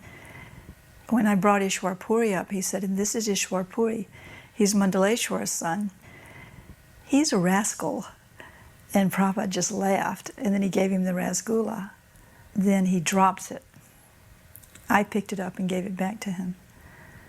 And years later, we saw this footage, and Ish told me, he said, "When I dropped that rasgulla, you picked it up for me. That's been the story of my life. I'm dropping Krishna consciousness, and you're always picking it up and giving it back to me." I specifically remember a meeting in which some of the teachers asked Prabhupada's advice about teaching. And at that time, I seem to remember there were kind of two camps. One camp really wanted to be very loving to the students. They somehow wanted to control the students through affection or through love. And then another camp of teachers wanted to be very strict with the students. And I remember very clearly that Prabhupada said that we needed to communicate affection to the students. I can't remember the precise words that Prabhupada used, but I remember very clearly getting the message from Prabhupada that the teacher needs to have real affection for the student, and he needs to be able to communicate that affection to the student. Otherwise, how will the student take what the teacher is giving? There may certainly be discipline, but this real affection coming from the teacher to the student has to be there. The other thing that happened before I arrived there was that Prabhupada had visited a couple of years prior to this visit, and he wrote a letter in which he said, if the students are beaten or if the stick is used on the students, he said, I'll use the stick on the teacher. So my understanding of that was always that the teachers should not consider themselves the highest authority, and they shouldn't misuse their position as teachers, and they should always be mindful of the fact that they're answerable to a higher authority, and that whatever they administer to the students, that they certainly will have to either enjoy or suffer themselves in the future. Also, what's prominent in my mind is that Prabhupada always loved children. He just, before, during, and after my Gurukula experience, I always remember Prabhupada being very affectionate to children and to anyone who was in the dependent situation. I was, recognized as being something of a hyperactive, a little bit out of control, difficult to deal with kid. My first remembrance of Prabhupada was the wave of utter and absolute thrill and excitement that I experienced seeing him, which even as a boy took me by surprise. And when Prabhupada came around, it really transformed me. You know, you took one glance at Prabhupada and you were there. And you could step right into it. It was more than tangible. You ate it, you know. And it would last about as long as I was, you know, in Prabhupada's company. After about an hour, I would start losing it and start acting, you know, 7 or 8 years old again. You know, it really seemed everyone was very harsh in comparison to what Prabhupada was about. And so as soon as Prabhupada would come, then it's like we would get nice clothes and we'd get new bedding, and the prasadam was like really good, and the harshness of the discipline went way down. And, you know, which is sort of like the opposite of if you have a military superior officer coming through, then what happens is, like, you know, the discipline gets more and more severe and strict. And here it just seemed to happen that when Prabhupada came around, people lightened up a little bit. They seemed to become a little bit more blissful and respectful and sweet. I remember being in New Vrindavan with Prabhupada the first time. I must have been 2 or 3 years old. And the deities would open. We'd be standing in front of Vrindavan Chandra, and I would be dancing and holding Prabhupada's hand. And you zone in on small little details, and the detail I remember was holding his hand, and I would stop dancing because I'd start rubbing in the palm of his hand because it was so soft. The softness of Prabhupada's hand reminds me of the way that I feel about Prabhupada. And after a while, he'd let go of my hand and he'd sort of motion for me to dance and jump up and down, and smiling and making me jump higher and more and more. After the kirtans, Prabhupada would go and sit down on his Vyasasan, and everyone was sitting and listening to class, and I'd run out to the garden and pick a flower and run back in and pay obeisances in front of Prabhupada and hand it to him. Pay obeisances, run back out, pick a flower, run back in, pay obeisances. I just kept doing this all through the class, and Prabhupada never said anything. You know, for me, I didn't have that fear of Prabhupada. You could tell that he would let you come close to him and hold his hand, and he'd encourage you to dance. Then, when I got older, I was in Dallas, Gurukula, and I must have been 5, maybe 6, and Jagadish Maharaj would be standing there introducing each of us as we walked in the room, what our name was, who our parents were, what temple we were from. And Prabhupada would give us a rasgulla sweet. I remember for some reason, we went through it quite quickly, but there was a couple of children where Prabhupada would ask more questions about them. And by that time, I had learnt that Prabhupada was someone really special, and I was nervous. And they were asking questions about me when I was there, and I was like, hurry up, hurry up. This is making me nervous. And so I came back from Dallas, Gurukula to New Vrindavan in 1976. And that was the last year that I saw Prabhupada. I didn't go down and hold his hands at that age, and I didn't go down and offer flowers like I did when I was small. And I used to sing in the temple, and at one point Prabhupada had asked me to sing, and I came inside the room and I sang the first verse of Samsara Dava, and he said, keep singing. Some other people came in and started talking, but I left the room. My mother had always wanted me to sing. It just came up later on that I liked singing, but Prabhupada had asked me to keep singing that day that I went into his room. I paid my obeisances, and Atulananda was there. He gave me Prabhupada's garland. So I was like really nervous, and as soon as I got up, I looked at Srila Prabhupada, who was sitting behind his desk. And the first thing he said, so you were Henry Ford's great-grandson? And I said, yes, Srila Prabhupada. And then he said to me in a very grave voice, he said, so where is he now? And so I was a little stunned. My immediate reaction was, well, he's dead. But then I was thinking that this wasn't really what Prabhupada was talking about. He was saying, where's his soul now? Which I didn't have a really good answer for. So then Prabhupada spoke for a little while, and he was saying something along the line that Henry Ford was such a famous man. He said, now you should become just as famous for being a devotee. There was a teacher who I'd been cultivating. He was teaching the public schools, and he had won the award for being the best teacher in the county, and he was interested in Krishna consciousness. But he had somewhat of a disaster in his life because he had doubled as a bus driver. And on Valentine's Day, one of the children he let off the bus had crawled under the bus to retrieve a Valentine. And he had run over this child and killed it, not knowing the child was there. So he wanted to meet Prabhupada, but at the same time he was in distress. So I asked Prabhupada if he could see him, and he said, yes, bring him this evening at 7. And so I explained to Prabhupada that he had this concern because he was being sued by the parents. And so Prabhupada began to ask him so many questions, you know, to get all the details of the story. And I was kind of surprised. Did you have insurance? Did you look both ways? I mean, he was asking almost like his attorney, asking him all the particulars of the case. And then after he heard everything, Prabhupada said, it's all right, no court of law will hold you responsible for this. You did everything you were supposed to do. And then this boy was completely relieved.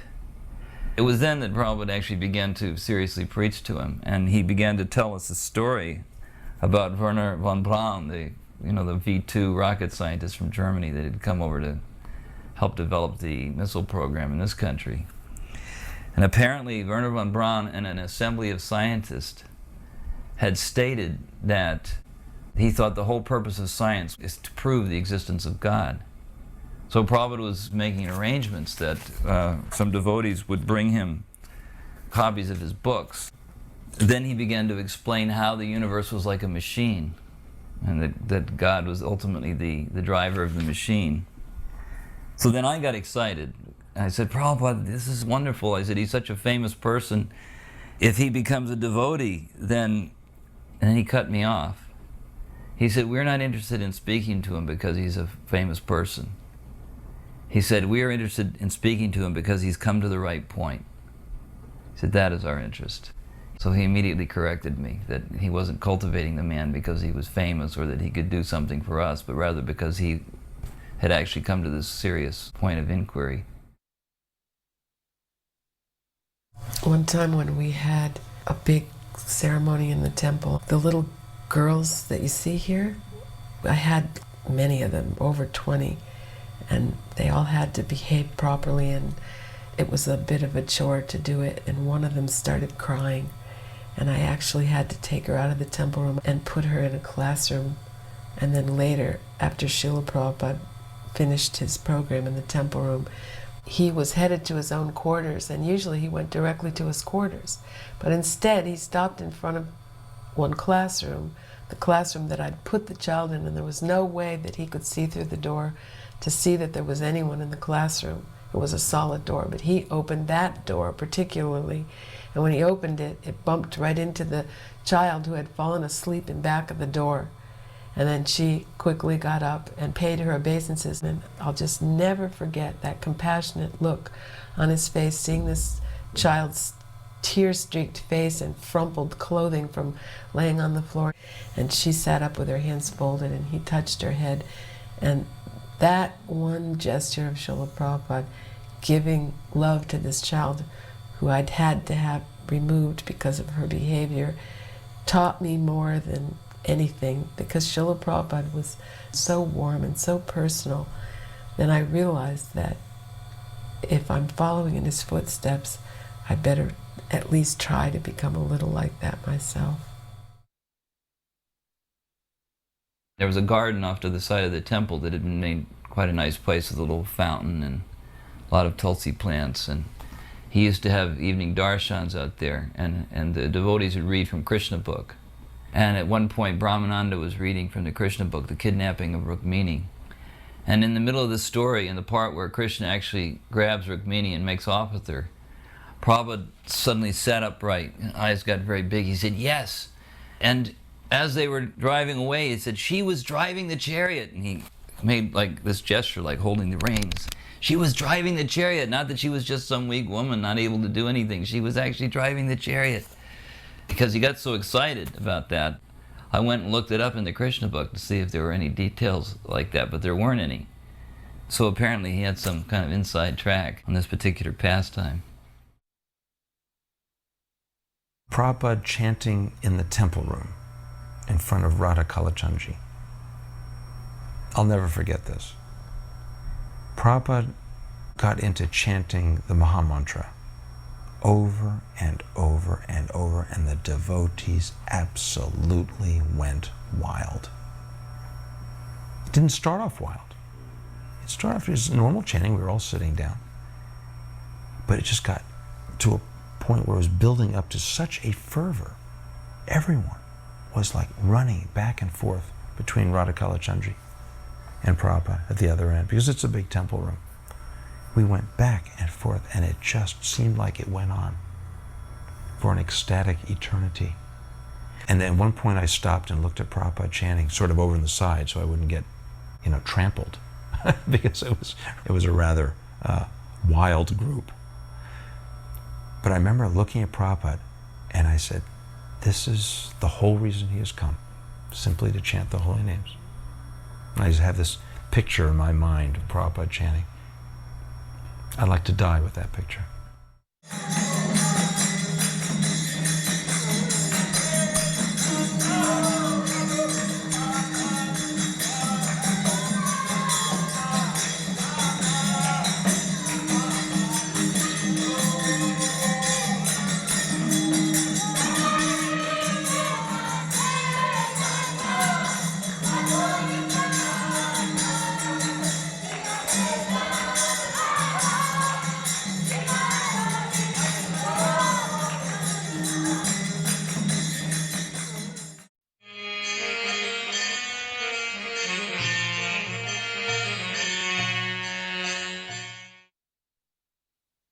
Prabhupada went for a morning walk in Talavan. And Prabhupada came out in this open field. And as soon as he stepped out of the woods and onto the field, he stopped and looked at the devotees. And he had a serious concern in his countenance. And he asked, why are these fields fallow? And why aren't there any men working these fields? And where's the oxen? And that really impressed me. I was the only one farming at that time. I didn't say anything. But it really touched me that Prabhupada was, attentive to what was being done in the agricultural realm. He had an awareness of the importance of an agrarian culture, not just for the sake of, having your own food if and when the economy fails and all that, but for the sake of, as he explains, living off nature's gifts as a matter of relationships, where everything and everyone is, assisting everyone and everything else in serving Krishna. And that kind of spirit fosters an appreciation for everyone and everything, which also fosters more appreciation of the designer of this whole perfect arrangement. And also, seeing food is more than food and water is more than water, but sacraments. I've been doing farm work and conservation work all my life. And I'd seen the plight of the American farmer, from 1950 on. I saw the introduction of tractors and how they displaced the draft animals, from which came overproduction of food, from which came government paying the farmers more for not growing than they get for the crops, from the farms all going under, being bought up by the big exploitive farmers. So I saw this whole syndrome. And then I saw, by this concern, and it wasn't just a question, there was you could see in his face a serious concern that this would befall the devotees in New Vrindavan, because he was aware of this whole tendency and syndrome. His terminology, like, defining the tractor as the killer of the bull. If you're not seeing yourself as dependent on the land and dependent on the oxen, then you're not going to have the proper appreciation. You're not going to have cow protection on the level of what he defined as, the cows are jolly. They're not jolly unless they're contributing to society. So seeing these things that Prabhupada would pick up on gave me such an appreciation of the depth of his wisdom and the integrity of his understanding of all aspects of spiritual life. In the summer of '73 is when they started work on Srila Prabhupada's palace. I came in August. Right away I started working up at the palace. So when Prabhupada came in '74, there had been correspondence with Kirtanananda Maharaj and Srila Prabhupada about the palace, and Prabhupada kept on saying he was very anxious to come see the palace. And me and my godbrother, Gosta Vihari, we were the only two people that were working on the palace at that time. It was just some concrete blocks. There was no roof. It was mostly just a mud floor. I think they just started to lay marble in one room, and they only had like 2 pieces of marble down. And the rest, it was just, a construction site. Nothing at all really to look at. And Prabhupada, he got out of the car, and I remember he had a big smile on his face. And Kirtanananda Maharaj was showing him around the palace and saying, this is where the deity room will be, and from your study you'll be able to look at the deities, and this will be your bedroom and your bathroom. And Prabhupada was just smiling, beaming.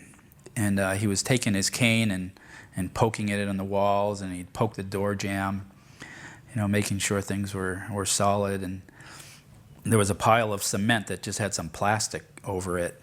And Prabhupada said, you should cover this better. Me and Gosta Vihari were there. We thought, why did he say that? It's perfectly covered with plastic. And it wasn't until like a week after Prabhupada had left that when we opened it up, when it had rained, some water had gotten in and ruined some of the bags. Prabhupada was so alert, he'd noticed things like that. And then Bali Mardan Prabhu said, Srila Prabhupada, in the Krishna book, it says that Krishna's palace was illuminated with the jewels on the wall. And Prabhupada lifted his cane up and waved it towards the devotees. And he said, these devotees are my jewels. I rejoined Prabhupada in New Vrindavan, 1974. I was away for 6 months, and that's when I had gotten married. So now I was a grahasta. This one day, the secretary starts reading this letter, and it's from one of Prabhupada's disciples, and he's the temple president, and he's married. And in the letter, he asked Prabhupada if it's okay if he gets a divorce and remarries. In the same paragraph, he asked this question. So I'm just rubbing Prabhupada's back and listening, and Prabhupada gave his permission and said, yes, that's okay. So as soon as he said it, I just couldn't understand how Prabhupada had given that answer. I had been with him for a long time, listened to so many classes. Prabhupada speaking about Vedic society and marriage and no divorce. And when he said that, I just became, I guess, confused. Of course, I didn't say anything. It wasn't my position to speak. And I knew Prabhupada, what he said was correct, but I didn't understand it. It was probably the only time where I felt like that I just didn't understand Prabhupada's answer. And every evening I would give Prabhupada massage as well. So that evening I was actually so troubled that I just thought, I'm going to say something. I have to ask Prabhupada why he had said that. And I was at the foot of his bed, and I was rubbing his legs and rubbing his feet. And Prabhupada is lying down in bed, just so peaceful, which was a little troublesome because you don't want to say anything.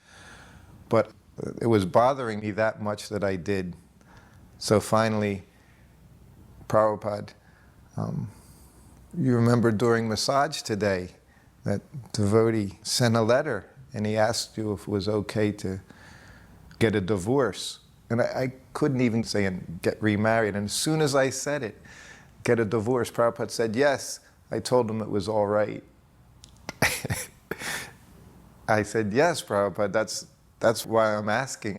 Because you always say that no divorce, there's no question of divorce. Once one is married, they stay together. But you told him it was okay. And Prabhupada said, yes, in your country these things are going on, very common. And again, I had thought a lot about, what I wanted to say to him. So as soon as he said that, I Well, I said, yes, but also in our country, meat eating is common and intoxication is common. I said, but these things are all forbidden for us. And then he changed his tone and he became more serious. Yes, he said, if I tell him no, still he's going to get a divorce and get remarried. So if I tell him yes, then the offense is not so great. And as soon as he said it, I could hear it in his voice, and of course immediately I could understand Prabhupada's compassion for everyone, for all of us.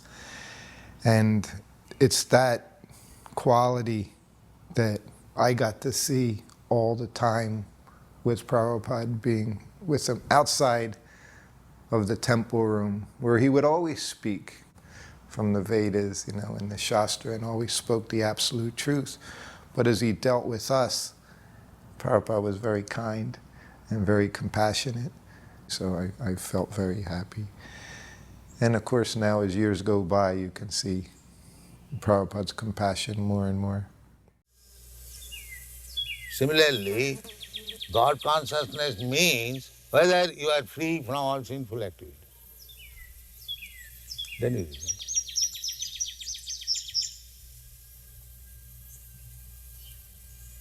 A God-conscious person will not be inclined to any sinful activity.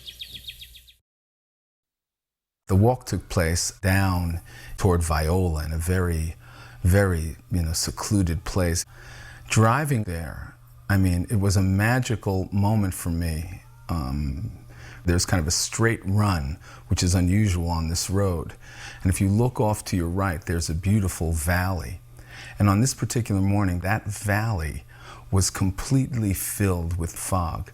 So much so that the ridge tops in the distance all looked like tiny islands floating out in a beautiful white ocean. And the sunrise was coming up behind those islands, a beautiful bright orange sun. And as I looked out at that spot, I thought it was the most beautiful morning scene that I had ever seen in my life. I've lived in the community here for 35 years, and I have never seen the beauty of that morning when Srila Prabhupada was here. The sweets were just huge and thick and so creamy, and we wanted to be able to give these sweets to Prabhupada, who was going to visit a Prabhupada hut. The devotees there had made these little small huts made from straw and cow dung, and so we were all running behind the men on the walk. So when Prabhupada was actually going in the hut, we stayed to the side and we got this plate all nicely made with a huge stack of Maha sweets. And then we had tucked our poems around the plate so that Prabhupada could read these poems and letters later on. They were all from the Sankirtan Matajis there on the party. And so we were standing beside one of the windows, and I was thinking, oh, Prabhupada's going to give them all out and I'm not going to get one. So as if he just read my heart, he looked directly at me and pointed his finger and held up the milk sweet that he had just bitten, and it was passed through these devotees right to me, and I was just like shaking, and I could barely put the sweet in my mouth because I couldn't believe that. How did Prabhupada know that I was just feeling that if I couldn't have his personal association, maybe I could just have some connection with him? And so this was his way of giving me a moment of his association. When the word got back that certain persons had been chosen to go with Kirtananda to meet Prabhupada at the airport, I wasn't the one. So I was quite unhappy, very unhappy. I was like devastated. But I decided, okay, I can't go, but let me cook for Prabhupada. So I started to make the para. And while I was cooking it, I was playing one tape of Bhardaraj. He sings so beautiful. And I was just feeling separation from Prabhupada. So I was just crying and cooking at the same time, which really doesn't work so good. And so I had finished the para. And then I looked at it and I realized that this doesn't look like good para. The texture was off, the color was off. So I thought, well, I can't offer this to Prabhupada. So let me offer what I had made for the deities. They were nice. So I put that aside. And then Radhanath Brahmachari, he was going around collecting the milk sweets and all the other sweets. So rather than taking the ones that I had set aside for Prabhupada, he took the other ones. So when I came back, I realized what happened. I said, oh God. I was thinking, Prabhupada's not even going to look at them. They're just so bad. And then the next day, Kirtananda, he hardly ever talked to me because he was always busy doing so many things. He made it a point to come and see me. He was like incredulous. He looked at me, he said, I saw Prabhupada do something that I've never seen him do before. He ate 3 of your para, one after another. There were some Sankirtan devotees who were bathing in a stream they thought was on our property and was some other guy's property, and they were arrested in their kopans or gumshas and taken to jail, and they spent the night in jail, and they went before the judge the next day, and the judge took one look at them and said, why have you arrested them? These are Swami's men, and immediately let them go. I remember that same judge came to see Srila Prabhupada, and even though he was a judge, he was in overalls or blue jeans or whatever it was, he was very casually dressed in boots. And he came right up and he dropped right on Prabhupada's lap a big grocery bag. And Prabhupada looked into the bag and looked up, and it was vegetables from the garden. The man had brought Prabhupada a sack of tomatoes and squash. And Prabhupada said, this is love, when someone brings you something from their garden. And the man was completely charmed by Prabhupada. I remember at one darshan, Srila Prabhupada pulled out a letter that had recently been received from a very, very important personality in India. And Srila Prabhupada gave the letter to the secretary to read. And he read the letter, and in this letter, the person was glorifying Srila Prabhupada for his translations of all the Vedic literatures, and just, appreciating how profound they were, and how they were obviously dictated by the Supreme Lord himself, because this could not have been done by any ordinary jiva, any ordinary living being, but someone who was really empowered. And I remember Srila Prabhupada's beaming smile. It was very innocent. Srila Prabhupada was always so, in many ways, he was so childlike and innocent. And he just smiled, and of course we all, Jai Srila Prabhupada, Jai Srila Prabhupada. This one evening, all the Sankirtan women were allowed to go and, have darshan and sit out in the front yard. I can't even remember what he was talking about. And then there was like a lull, and it was quiet, and everyone was just kind of sitting there, and he was just like looking at me, and he asked, are you all right? And I didn't quite think he was talking to me, because there was no reason for him to ask me anything like that. He just said it a few times. He looked at me again and said, are you all right? And then I finally said, are you talking to me? And he said, such a thin cloth, haven't you got a cloth? Because it was kind of chilly, and most of the devotees had chadars and sweaters and things, and he just asked if I needed a cloth. And I don't know what I said, something like, well, I had one but not with me.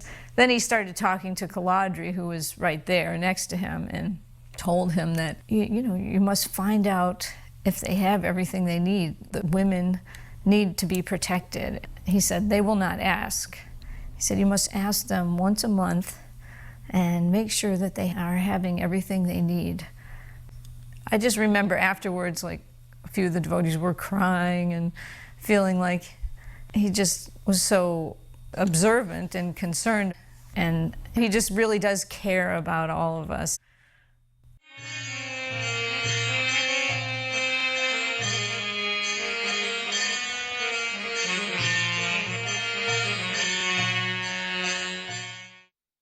We were invited to go on a morning walk with Prabhupada, Mahara and myself, because we were the top book distributors amongst the ladies. So we got to go to the Brooklyn Botanical Gardens, and it was Brahmananda, Hridayananda Swami, Bali Mardan. So Prabhupada was saying to them, I had a dream, and I dreamt that we had a boat, And I traveled with 25 sannyasis and 25 brahmacharis all over the world in this boat. And then Bali Mardan said, I have some boating experience. And Brahmana said, yeah, I also have some boating experience. Maybe we can go with you, Prabhupada. So they were laughing when they would like to go with Prabhupada on that boat to travel all over the world and in each port have Sankirtan. I was doing my surgical residency in Rochester, New York.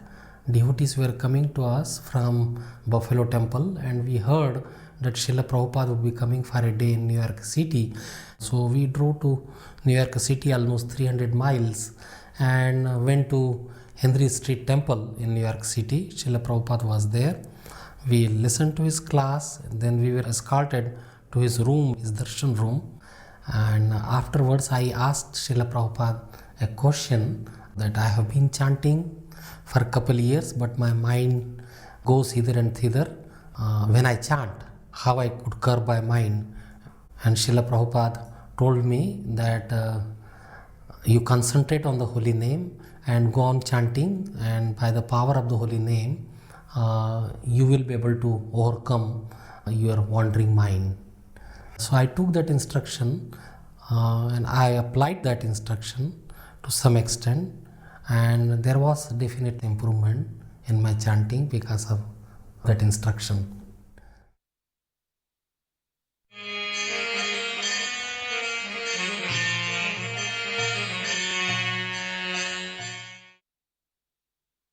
This is one of the first darshans that Prabhupada gave in Caracas.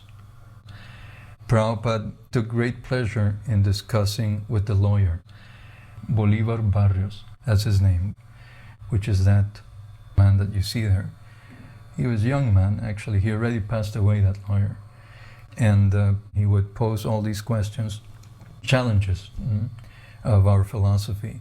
And Prabhupada would be very keen in replying to him.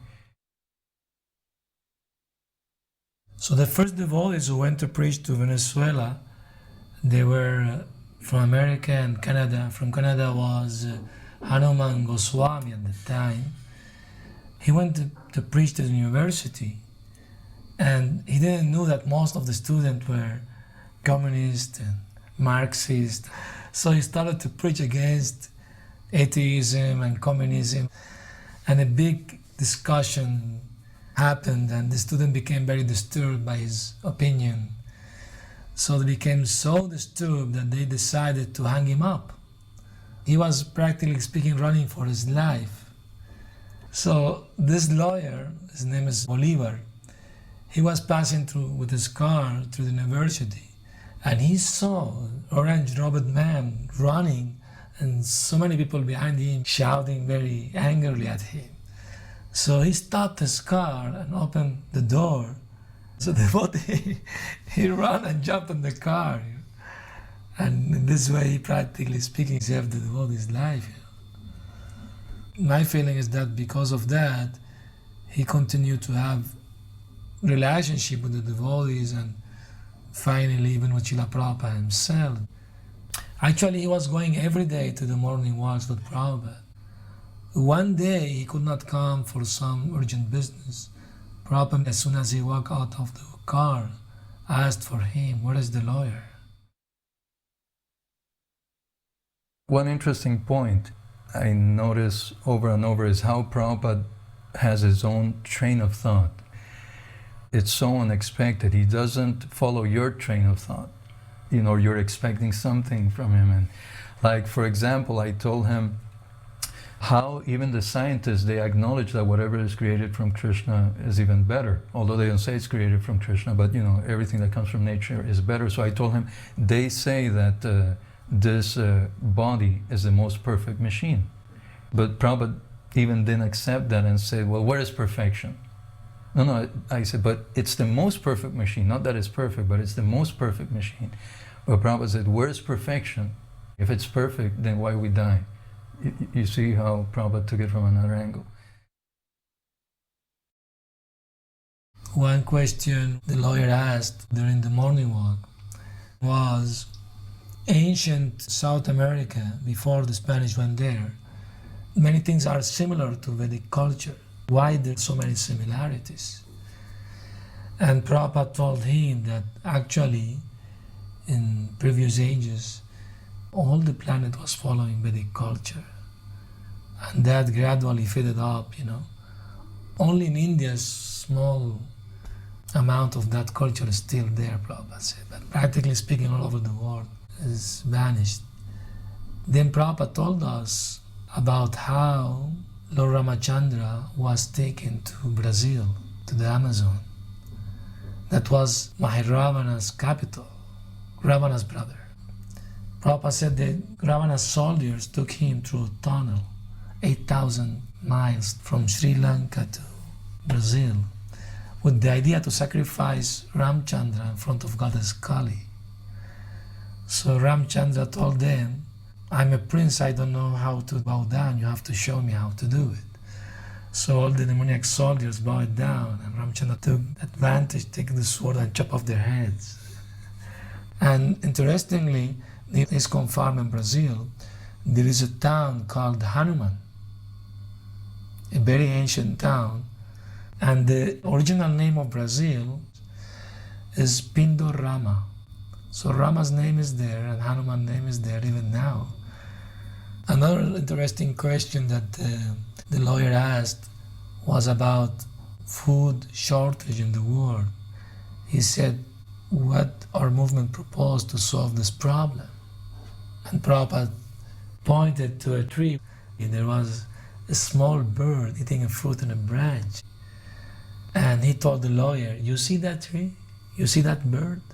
Krishna is feeding this bird. Krishna is feeding all the living entities. So there is no scarcity of food. The only scarcity in this world is lack of God consciousness or Krishna consciousness.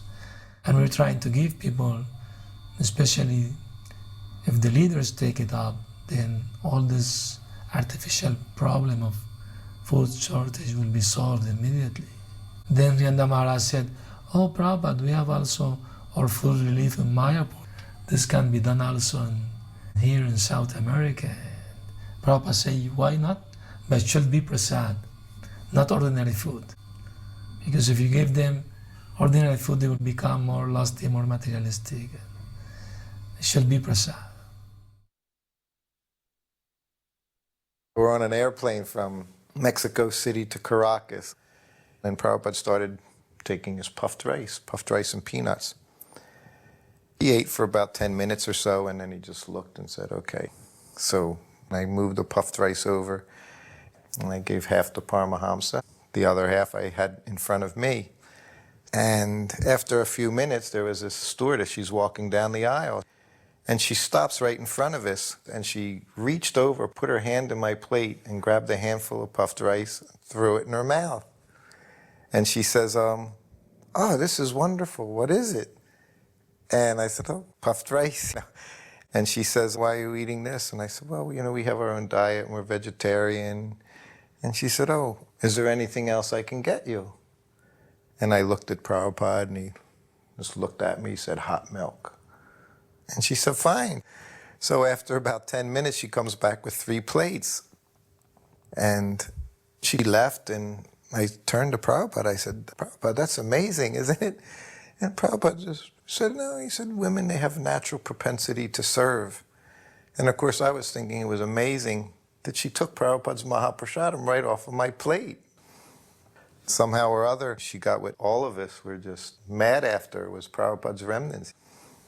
So when I travel, it's always one of my favorite stories. So one day I was giving class and I told this story, and after class a devotee boy came up to me and he said, that's an amazing story. Can I tell you Sankirtan's story? And I said, yes.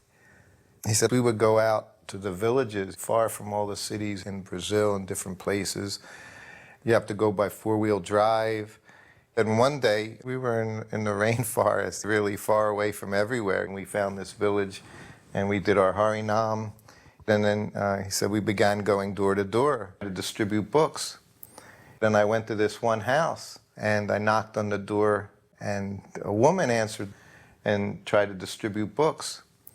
And as soon as she saw me, he said I was in dhoti and Kurta, and she invited me in. I went in and I started seeing there were pictures of Krishna on the wall, and she had an altar, she had deities, and he was so surprised. And then he said, "You're a devotee?" And she said, "Yes, yes." "So wonderful to see a devotee," she said, "here." And he said, "Well, how did you become a devotee?" And she said, "Well, the first time I met devotees was I met Prabhupada on an airplane. I was a stewardess." And so this was the woman. It was 10 years later. From that time, after she took the Mahaprasadam, then she met devotees again and got a book, and that was it. That was the beginning of her spiritual life. Just seeing what Prabhupada has done, it's mind-boggling to understand how Prabhupada has made devotees. And it just goes on and on. When Prabhupada arrived in Caracas, we were extremely happy. We greeted him with flowers. We escorted him to his Vyasasan, and I had the task to wash his feet. Nobody had instructed me how to do this. I just saw the ingredients, the yogurt and the milk and the ghee and honey and so on, and water. So I just concluded that I should go from thick to thin, and I started with the honey. The first thing I did was I took the Prabhupada's socks off and I touched his feet, and it was really, really soft. This is the softest skin I've ever touched. And I started to pour the honey and then the yogurt and then the ghee and milk like that. And then I started to massage his feet, even between his toes. Consciously, I wanted to alleviate his tensions, but that was not accepted. Nitai Prabhu and Paramahansa and other devotees were shouting at me, Havi, what are you doing? This is not what I was supposed to do. And I was a little afraid that I was committing some offense or some mistake, and I slowly lifted my head towards Srila Prabhupada. And Srila Prabhupada nodded his head as if to say, you go on, no problem. In any case, all the ingredients were there in this stainless steel bowl, and I started to spray everybody with Charanamrita, with this nectar of Prabhupada's feet. Everybody was in ecstasy. We were jumping up and down. And, I did like 4 or 5 rounds of this. Everybody was practically wet, and I took the remnants to the kitchen, and then a wild idea came into my mind, and I drank the whole thing. Like 2 glasses of that blessed liquid. I remember I jumped up and down just by myself at the kitchen. Nobody saw me. I was the happiest soul alive. Prabhupada actually cried when he looked at the deities of Gaura-Nitai. So during a lecture, he was saying how he was very touched that Sri Sri Gaura-Nitai had come so far away from the holy Dham. Latin devotees are generally very emotional, so when Prabhupada started crying, it was very touching for all of us. Then some girl got up and at one point she said, there's Maya here in this temple, she said. And so Prabhupada told her, if you know there's some place where Maya is not, let us go there immediately.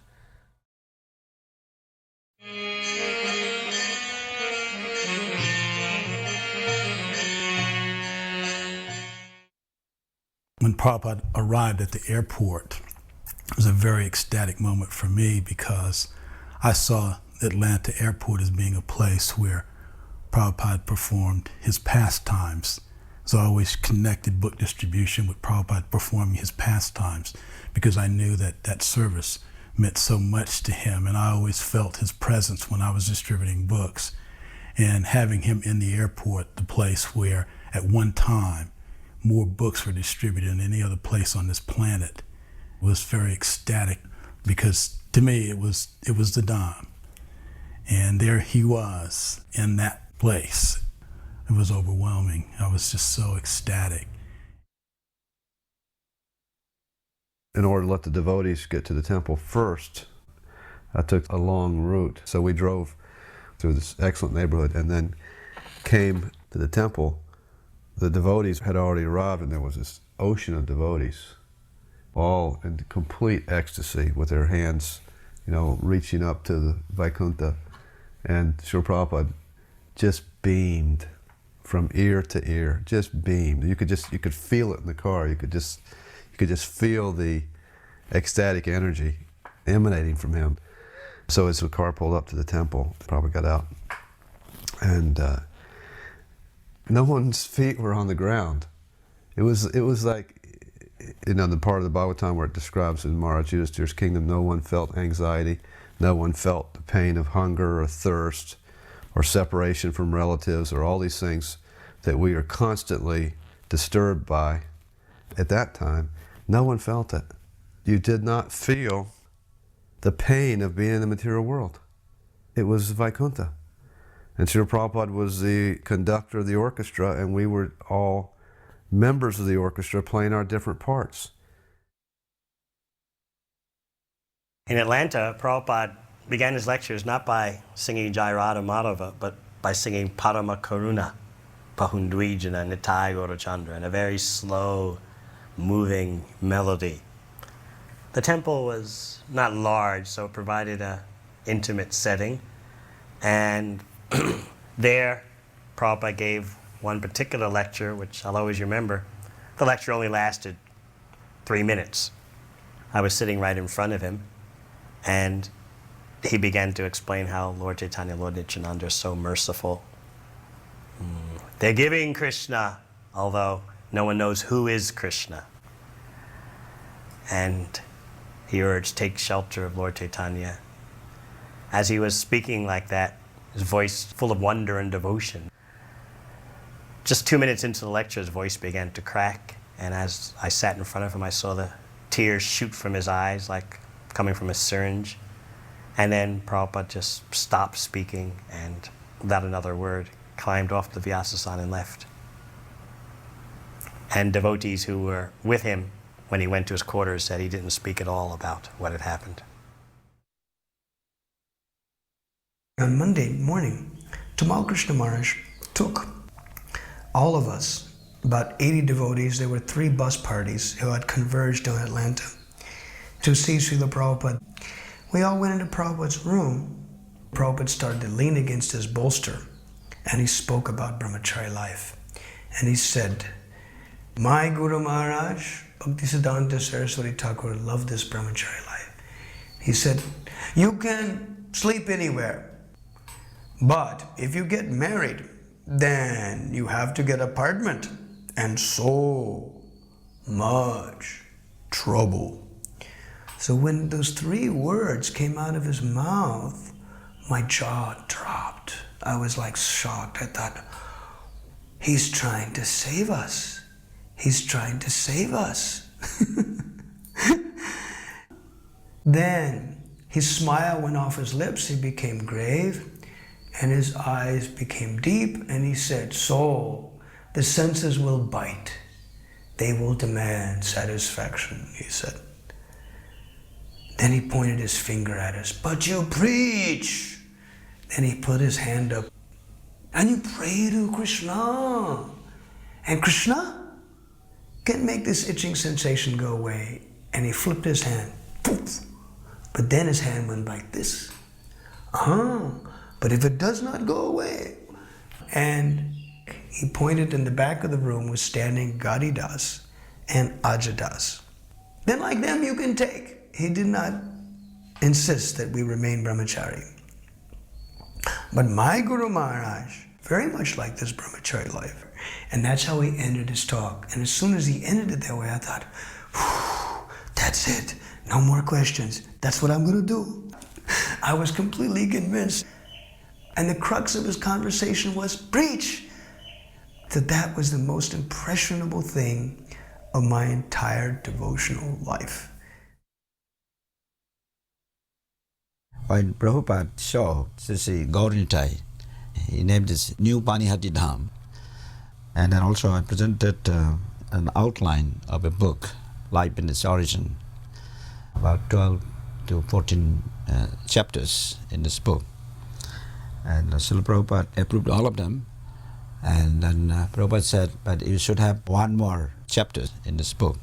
So the title was, Original Life is Lord Krishna. And then I requested Prabhupada, will you please write that? And Prabhupada said, yes, I'll write for your book. And we are supposed to write that book together, but it has not still come out yet. I'm praying Prabhupada's mercy. What I'm planning to do is get the compilations from Prabhupada's writings, and then try to put it together, that section. Original Life is Lord Krishna. You know that when one goes to see the spiritual master, one should have an offering, and so we found a wonderful old photograph of his Guru Maharaj, and we put it in a frame, and Kim beautifully decorated it with pearls and gold paint. It was quite attractive. He had entered the room and was sitting at the end of the room, and on either side were all the senior devotees and sannyasis, and Prabhupada looked to his disciples and he said, where is my Guru Maharaj? There was no photograph of his Guru in the room. I didn't realize that this was Bhaktisiddhanta's appearance day. And at that very moment I walked up to him, approached him, and handed him a picture of his Guru Maharaj. Prabhupada put his hands in a namaste pose and just bowed his head a little to me in gratitude. It was just a wonderful opportunity for me to be able to present something to Srila Prabhupada. He was always so gracious to me. He always treated me with such affection and respect. I was not qualified for anything, yet he always gave me everything. After Prabhupada arrived, he had darshan, and I was invited to come up. I had my son with me, and I walked in, and Prabhupada said, who is this? I said, this is my son. And he said, this is a very nice boy. I want you to take care of him and take care of your family. And I was thinking more about book distribution because that was my service. At the time in the movement, family life was not something that we really thought about. So later on, my son and daughter were put into prison. It was when that happened, I went back to that, and I heard that clear from Prabhupada, take care of your son, take care of your family, and I realized that I'd failed in that effort. So for 5 years, I did some soul searching. I wanted to really understand the true meaning of family. So I just felt inspired to try to establish an organization to deal with the issue of family. The organization that I've established, it's called Save the Family Foundation. The first thing that we try to do is establish the fact that God has to be the center. And if God is in the center, then there is a foundation on which to build the family on. And I've been able to do that, and now my son and daughter are doing very well. They're living productive lives. And going back to Prabhupada's instruction, that the way to really please my spiritual master is to take care of my son and take care of my family. So I've dedicated myself to that mission.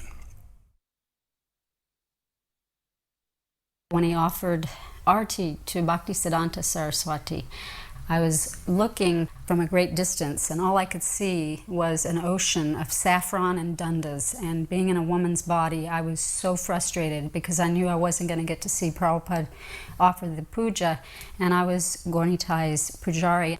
So there's a window right beside where Prabhupada was, and I ran around the outside of the building and stood in the window so that I was facing Prabhupada, and I could see every expression, everything he did. And there were other women, they joined me. And then after he would offer the arti paraphernalia to Bhaktisiddhanta, he would turn and he'd offer right to us in the window. And as he was offering the conch shell with the water in it, Prabhupada was looking for the bowl to pour the water in it. And he looked over at Balavanta and said, bowl, bowl. And Balavanta put his hands up in the air and went, Hari bowl, Hari bowl. And I was like, oh no, he wants a bowl. And Prabhupada, you could see that he was a little perplexed, what am I going to do with this water? And so he turned and he just poured it all over Tulsi Devi. And Balavanta said that Prabhupada asked him, who has dressed the deities? And he said, Titiksha. And he said, very nice. So when Balavanta told me, it's like at least I can take that with me, that I pleased him at least once.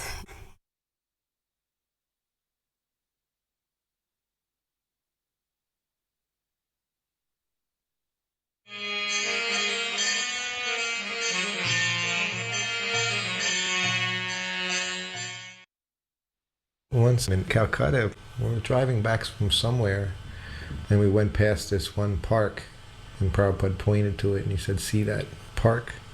When I was a boy, he said, I used to play football there. And then he laughed, and he said, I was the goalie, because they didn't have to run around. And I didn't like to run around so much, so I became the goalie. You know, Calcutta was such an interesting place to be in because it was Prabhupada's home through his childhood. He had such an amazing memory, you know, going way back.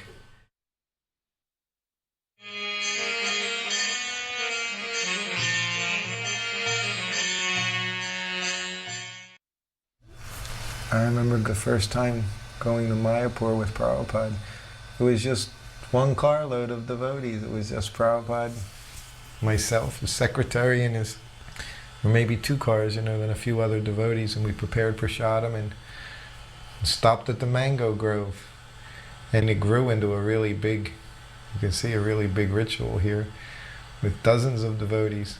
But it started out very simply, and it was a very beautiful place, and it was nice. It was like the halfway point on the way to Mayapur. The first time I went to Mayapur with Prabhupada, there was just a thatched roof Goshala where Prabhupada stayed. So things changed quite rapidly. And this, you know, also changed from just a few devotees into, you know, a caravan of vehicles headed to Mayapur. But again, the principle of it was always the same. Prabhupada taking prasadam. It's still, the same consciousness was there. Prabhupada sat quietly and honored prasadam. Krishna Hare Hare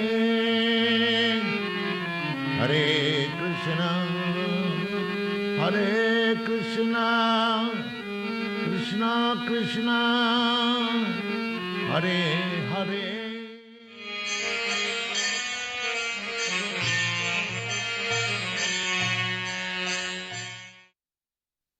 1975 was the first year that everyone, practically, who was a devotee for some time, got to go to India.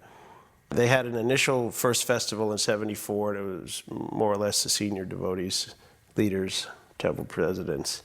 But '75 was open to everyone. All the devotees went together on the same plane, leaving out of New York. We all sat together. The middle section was all devotees, New York devotees and the other cities nearby. During the flight, we would have kirtan because we loved kirtan. And the devotees would get in the aisles of the plane and we'd be jumping and chanting, and the plane would start to move back and forth, and the captain had to make an announcement, please take your seats so you're disturbing the plane. Prasadam was provided by the temple. We all brought packaged prasadam. And when we stopped in London, the London devotees all met us at the airport and brought us more prasadam. And this was Radha London Ishwara prasadam, and that was very special. And because most of us had never been to Europe before. And then we arrived in Calcutta. I remember them saying that this was the first 747 to land in Calcutta, Dum Dum Airport, and it was half full of devotees. It was an Air India flight. Because I remember on the inside of the plane, they had the depictions of the Rasa Leela as the decorations on the walls, Krishna and the gopis, and the stewardesses all wore saris. Everything was new, everything was fresh. We were all very happy because we were in the Holy Land, and everything was transcendental.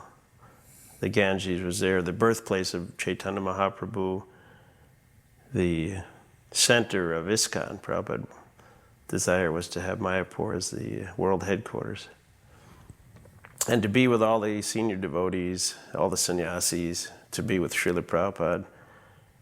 You know, most of us had come from smaller temples. A lot of temples were 10, 15 devotees. I was in New York, we had a lot of devotees, but a lot of temples were small. So to be with this many devotees was very special. And just nonstop classes with Prabhupada, going to special holy places, bathing in the Ganges, reading the Chaitanya Charitamrita for the first time. This was like a trip to the spiritual world. It was something very special. Srila Prabhupada, when he would come, it was such a momentous occasion for everybody. I mean, the devotees would be waiting and waiting, and he'd come in a caravan of cars. I remember that sometimes there'd be lookouts on the top of the building watching to see when Prabhupada was coming. And then when you could see him, his car coming around the corner from a distance, they'd set off a firecracker. And then everybody know that Prabhupada was coming and start blowing conchas and running. And when the news came, sometimes the devotees would run out several hundred meters from the temple to receive Srila Prabhupada, and then walk with him with a huge kirtan, and then accompany Prabhupada all the way to the temple. It was announced what time he was arriving and that we should all go down to the gate to greet him. And I'd never seen the temple like so beautiful as they had it ready, you know, for Prabhupada's arrival. I mean, every morning, halfway through japa, just before the greeting of the deities, they would clear everybody out and then they would clean it really nice. But the day that Prabhupada was arriving, I remember that Bhavananda had put whole banana trees on either side of the deity room with Radha Madhava and Mahaprabhu. And it just is incredibly aesthetically beautiful. It was so clean. And then, of course, Prabhupada didn't arrive on time. There was some communication problems. So finally they heard somewhere where Prabhupada had stopped and, you know, a new time he would arrive. And when he arrived, you saw all the cars coming up the road. Of course, there was always a problem for the ladies.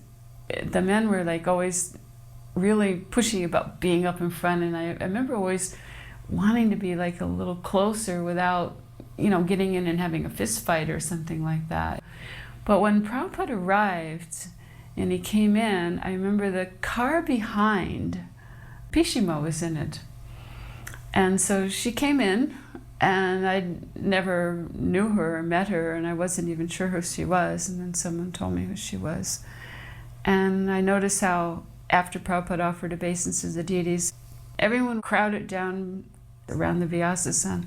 But Pishima came in and she went up by the deities and settled herself, and she was opening her bag and getting little things there. And so I went over and sat there and thought, well, this is very nice. I'm right here. Here's the deities. I can actually see Prabhupada. And I have no problem because I'm under a speaker, so I can hear him. So it really made the whole rest of the visit in Mayapur peaceful for me, because it wasn't really necessary to, you know, physically get in a fight or something to try to squish right up next to him. Actually, it was a nice position. And I actually then got an appreciation of seeing Prabhupada surrounded by all the devotees. So I always liked that, just appreciating seeing him happily surrounded by the devotees. The best time of the day is actually when Prabhupada came for the morning program. He'd go out for a morning walk, and Prabhupada would always come back exactly the same time for darshan. And that's quite difficult. Oftentimes he went down to the Ganga, he went over to the Jalangi side, across all the rough grounds and everything, where there's no proper roads. But somehow or another, he would always come back exactly on the same time. The temple would be completely clean. No one would be allowed in the temple before Prabhupada came. No one could step foot on the marble after it had been cleaned. And they would have flowers outside the gate showering when Prabhupada came. And then Srila Prabhupada would come in and he would walk towards Radha Madhava. And he would come and take darshan and look at Radha Madhava.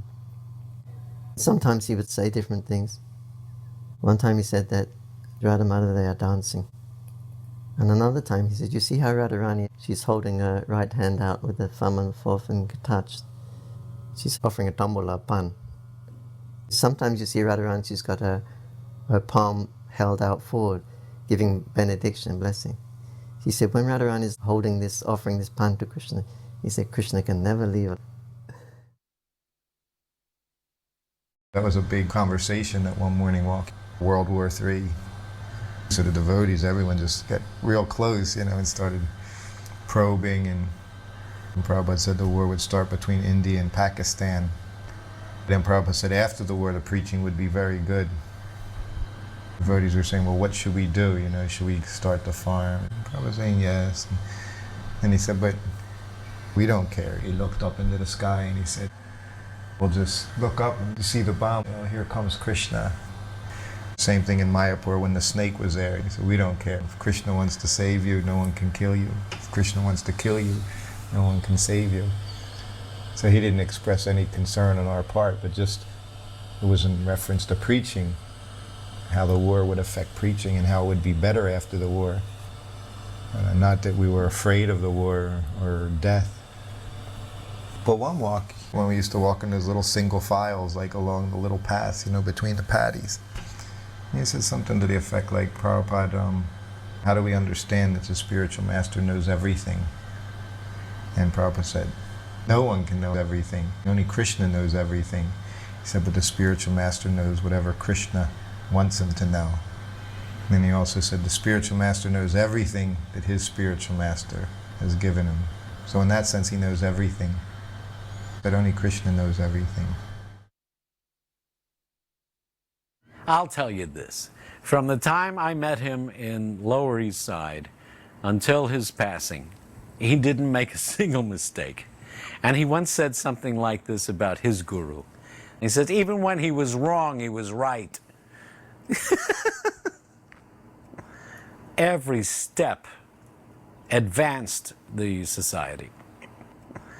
I had to take a running leap across a rice paddy ditch, and Prabhupada once did it in one step, and we looked at each other. How did he do that? How did he do that? One thing, when Prabhupada came to the marble Mayapur temple, he praised Bhavananda, said, thank you for keeping everything very clean. Management means just keep everything clean. In 1975, I was in Mayapur for the festivities, and I had the privilege of filming Srila Prabhupada when he circumambulated Radha Madhava and rang the bell with all the devotees dancing around him, and also on his morning walks. At one point I filmed him from behind, from Prabhupada's point of view, as he approached the temple. And in this service, I only felt support from Srila Prabhupada. I never felt that he in any way disapproved of what I was doing, but rather that he approved of it and actually encouraged it. So I took this as Prabhupada's personal mood towards the women, not just me, but towards women generally in spiritual life. There was only encouragement, enthusiasm, and appreciation of our service.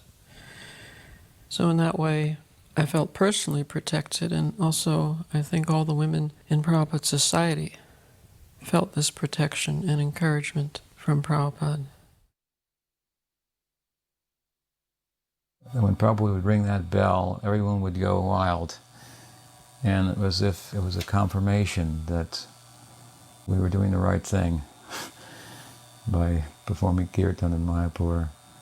Whenever Prabhupada would do something a little out of the ordinary, move, dance, express the ecstasy that we could feel that he was about, that kind of external confirmation of it would drive the devotees mad. That one morning as Prabhupada used to circumambulate the deities and ring the bell and the big kirtan party would go around, the whole mood was pretty ecstatic that particular morning. I don't know who was leading kirtan or what, but Prabhupada was very blissful. He'd go around, he'd ring the bell with the kirtan, bong, bong, bong, bong, bong, and the kids were dancing like mad out in front, and then he'd go around and he'd ring the next bell, and then he'd come around in front of the deities. So I said, geez, I'm not going to fight these crowds. So I'm going to wait right here by this pillar in front of the deities, and then when Prabhupada comes around, then I'll be there to see him. And so sure enough, here comes Prabhupada around, and Brahmananda's there. And so Prabhupada stops in front of the deities, and he starts looking at the deities a little bit. And then he folds his hands in obeisances and does a 360, turns around, and the kirtan's going and going. And then finally Prabhupada all of a sudden lifts his arms up and starts dancing. And everybody just kind of went through the roof at that time. Very similar to that Rath Yatra when Prabhupada got up off the Vyasasana and started to dance, and everybody just went wild. I remember seeing a reflection off of Brahmananda, some kind of, just golden reflection that must have been Prabhupada. But it's amazing how just seeing Prabhupada was so enlivening, so special. From where I was sitting, I used to see Prabhupada, and they would put chandan on his head. He would all go kind of white, his forehead, and he was sitting, and he was such a, an aristocratic person. I just couldn't picture or think of what kind of person he was. He looked so, like a king, like a very aristocratic person. I just couldn't put it in words. And then one time one devotee came up to me and said, you know what I've just read? He said that the spiritual master is the sum total of all the demigods. I said, wow, yeah. That's exactly how I'm seeing Prabhupada. That fits his description, like he's competent to, as a pure devotee of Krishna, he's competent to be in the position of preaching to everyone, even demigods. He is the sum total of all the demigods. And the devotees, they were offered chamras to Prabhupada, and those chamras would change colour. They would be multicolored. They would be red, blue, yellows, as they were going up and down. And where I was sitting, from my angular vision, I could see that. Many, many times, many days, not only one time. And even I asked another devotee one time, I said, can you see what I'm seeing? Is the chamra changing colour? And we were looking, he said, yeah, it is. They would actually be multicolored. I don't know if it's some trick of light or anything, but anyway, somehow or another, those chamras were changing colours. After we constructed the Lotus building, Srila Prabhupada became aware that the devotees were very much disturbed by all the excessive cinema music that was coming from over in Navadvip and from Swarupganj.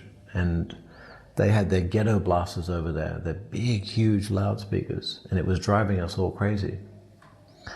It was really disturbing us. So Jayapataka Maharaj and Bhavananda mentioned this to Srila Prabhupada, and Prabhupada said, blast them back. You should blast them back. So Jayapataka Maharaj and Bhavananda put these huge big speakers on each corner of the Lotus building. Massive big things. And we played Prabhupada's bhajans and our own kirtans. And we really blasted them.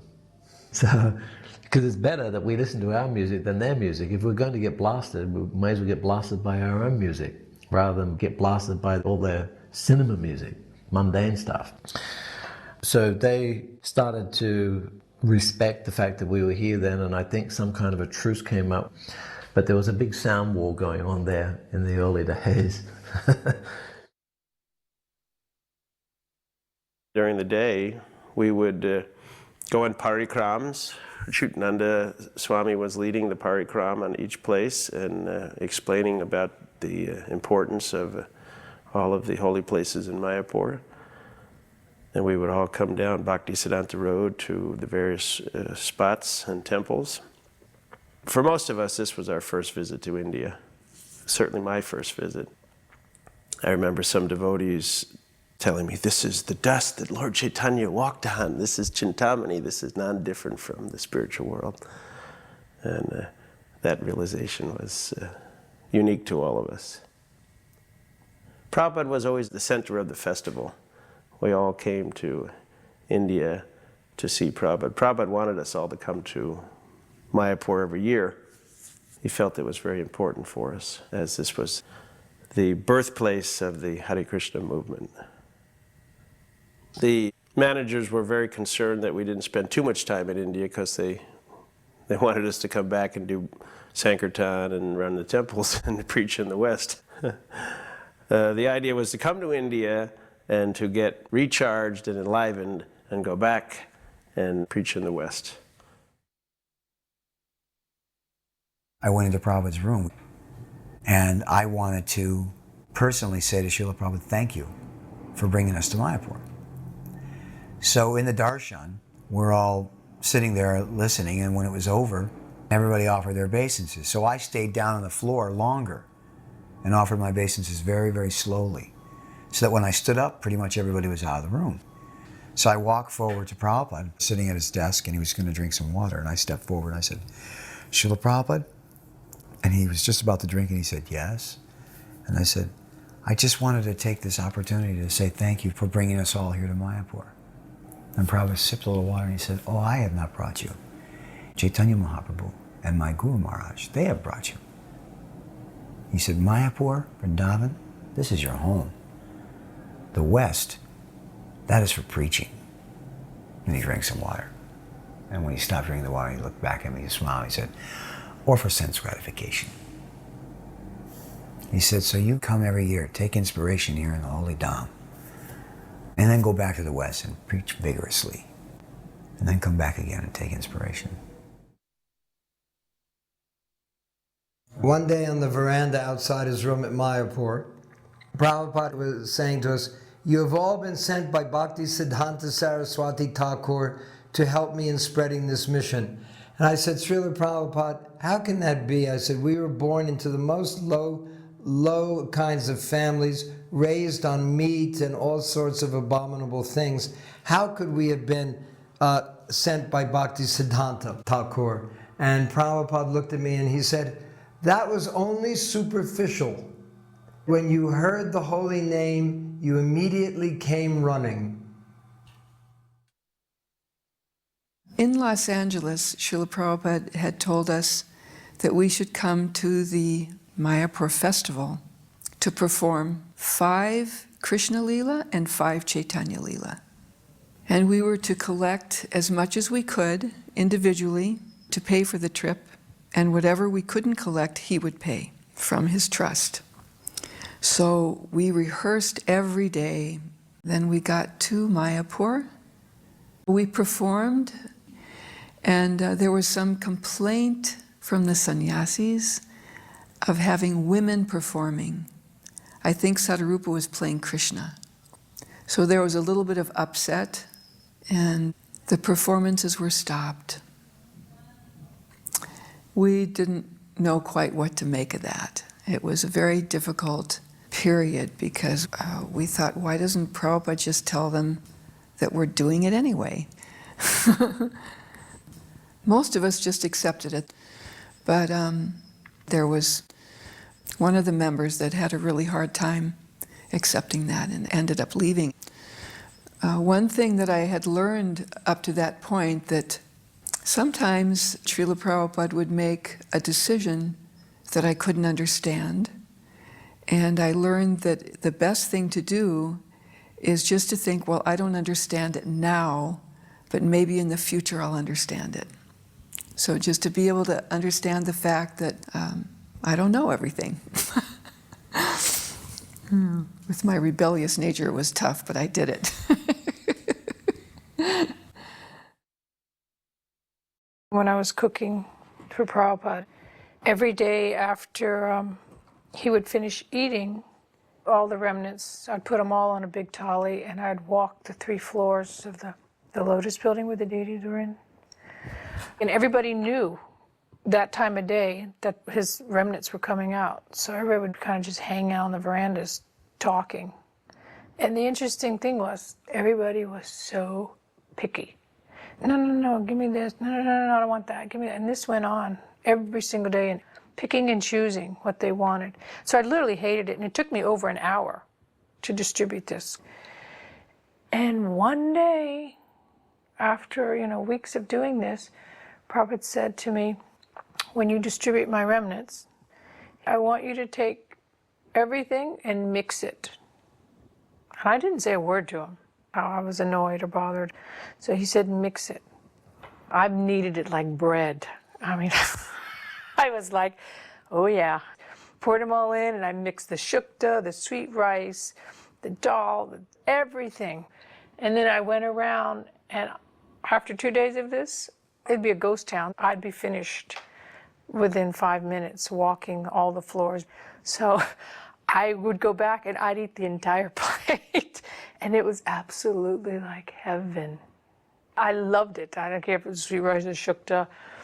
I mean, it was heavenly.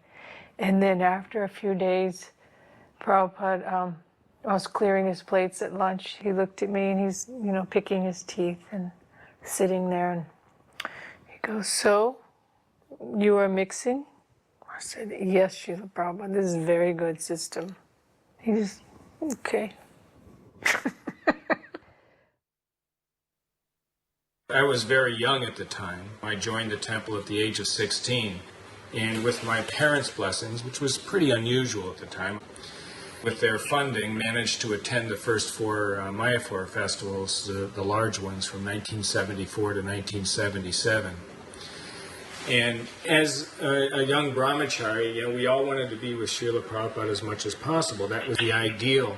But there was a real conflict there because of the service that we had. Many times, especially those of us who worked behind the scenes in the kitchens and the service as pujaris and things like that, had these responsibilities which meant that we weren't able to take part in all the fun stuff of the festivals, and we were really integrated into the mechanism of what made the festivals happen in the first place.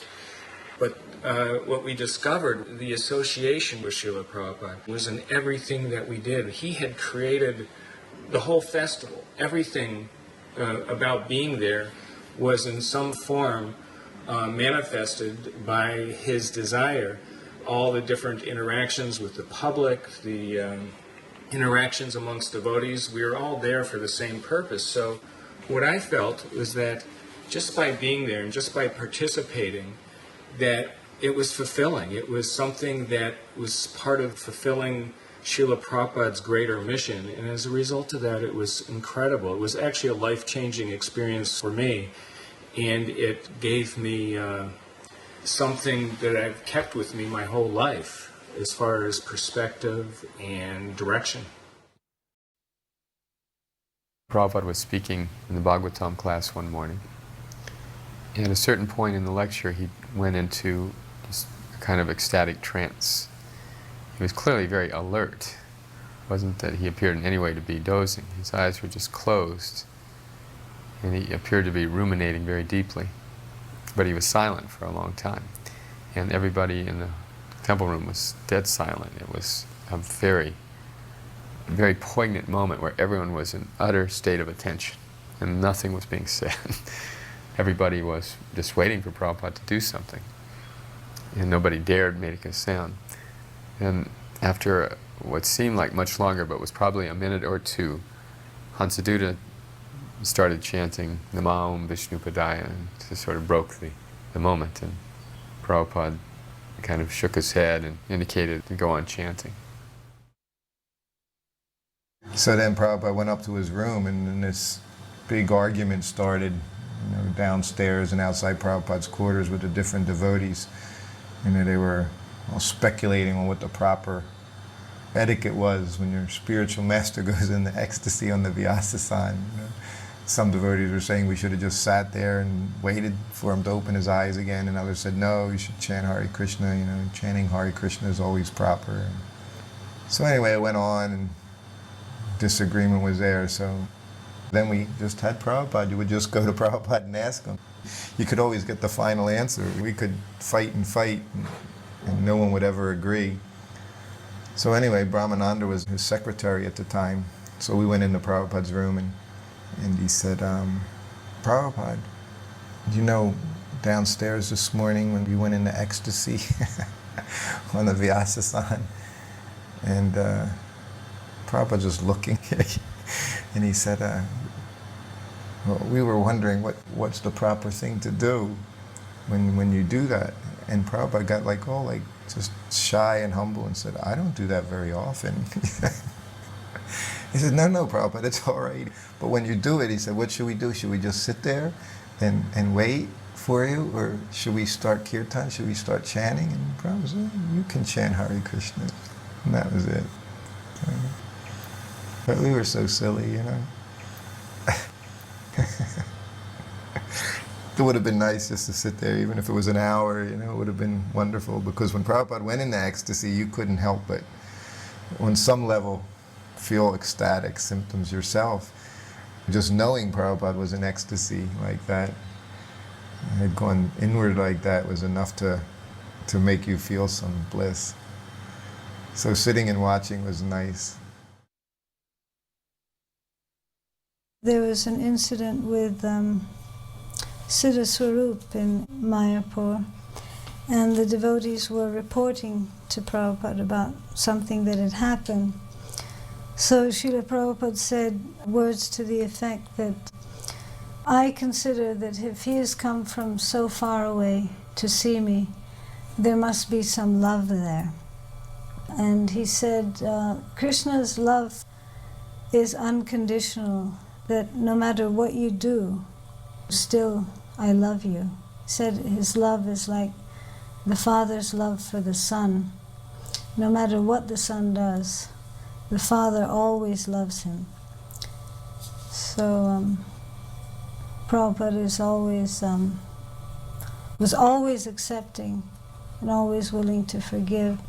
That was a unique quality about Srila Prabhupada, that he had no animosity or enmity towards anyone at all. Prabhupada was walking down the road from the Lotus building to the front gate, and we had planted some banana trees, and one of the banana trees was turning yellow, and Prabhupada stopped and looked at it, and he looked at me and he said, when you are head of the ashram, you are responsible for feeding all the residents of the ashram. This tree needs water. He said, plants live on water, that's their food. So you are responsible not just for the human residents, but all the residents. He said, you make sure that this tree receives water. I remember that every morning Srila Prabhupada was lecturing on the first 14 shlokas of the Chaitanya Charitamrita. And that first chapter and that first volume had just recently been released. So Srila Prabhupada was now lecturing so wonderfully on the mood and pastimes of Mahaprabhu and the Samkirtan movement. And I can remember on one occasion, on one day, he was saying that this Krishna consciousness movement, now we have just a few gurus, but in the future there will be hundreds of gurus, and then there will be thousands of gurus.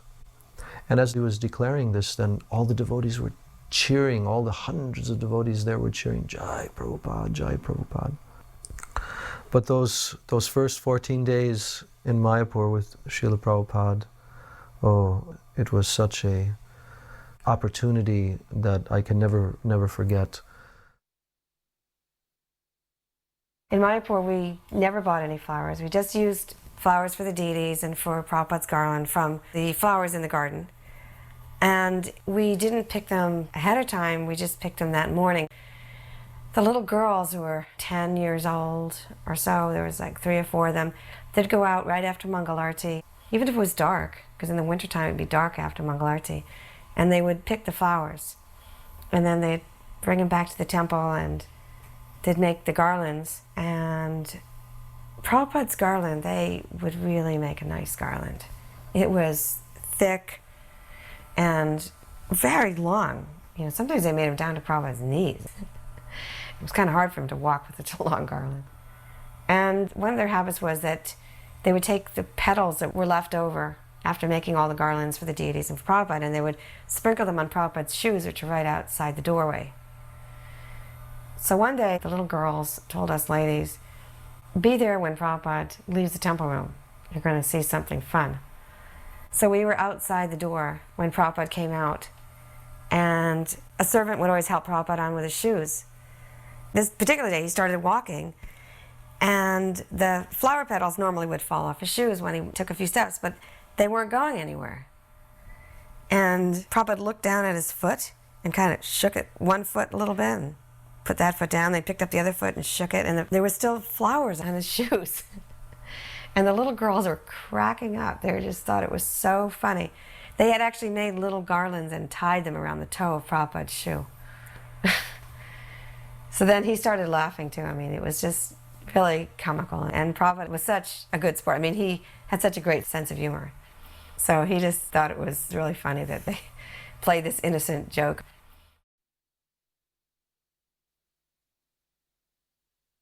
I remember one evening the Manipuri dancers came to perform in front of all the devotees and Srila Prabhupada.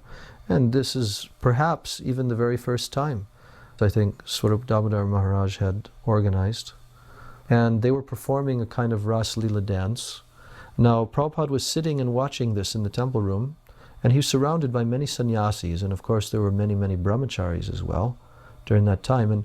And we were watching this dance performance where there were very beautiful, decorated young ladies who were dancing and performing the Ras Leela dance, depicting the beautiful moods of the gopis. And Prabhupada gave a short talk after this. He was mentioning how Chaitanya Mahaprabhu, would never actually look. He was very, very strict.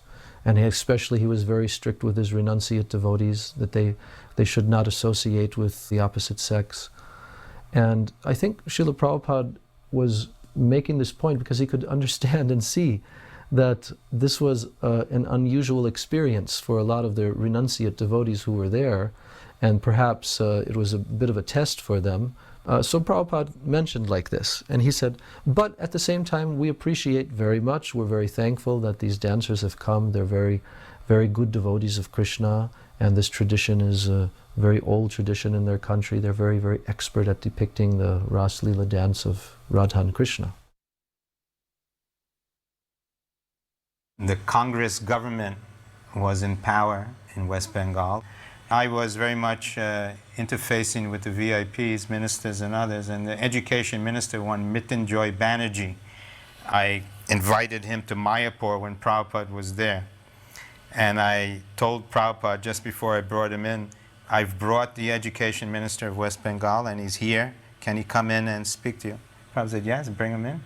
And I brought him in and he kind of gave his shrug obeisances, and Prabhupada bade him to sit down right in front of his desk there in his room. And then I said, Srila Prabhupada, this is the Honorable Minister of Education for West Bengal. And then the man looked at Prabhupada, and then Prabhupada just looked at him and said nothing. To the point where I flinched, I was embarrassed. I thought maybe he didn't hear me. So I said, Srila Prabhupada, this is the Education Minister of West Bengal. And then Prabhupada, he looked at the man and he said, that is not education. And then I almost died. And then Prabhupada fell silent again. And then a few words were said, and then it was all over. I took him out. But Prabhupada, of course, gave a couple of qualifying sentences to say what is real education is understanding the difference between the body or matter and the soul, and explained a little to the fellow that this education should also be distributed. But sometimes Prabhupada just could pin a guy who he was, and it wasn't simply worth it to go beyond that point. Srila Prabhupada wrote this book called Gita Gan, Bhagavad Gita. Srila Prabhupada wrote in Bengali poetry. It's a very nice book.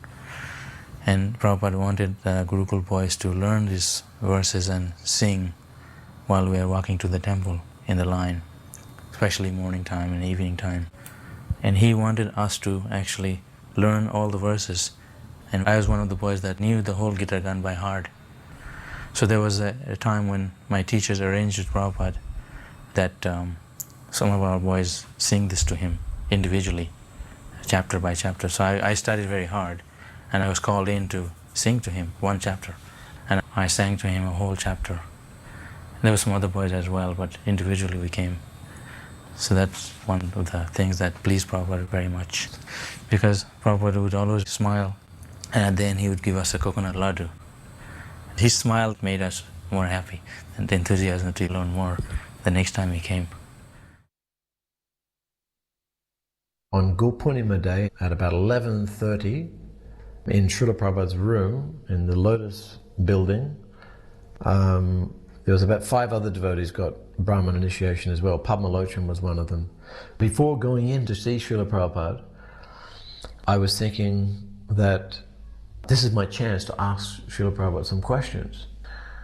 And underneath it I was thinking that perhaps I can also just show him that I've got some intelligent questions.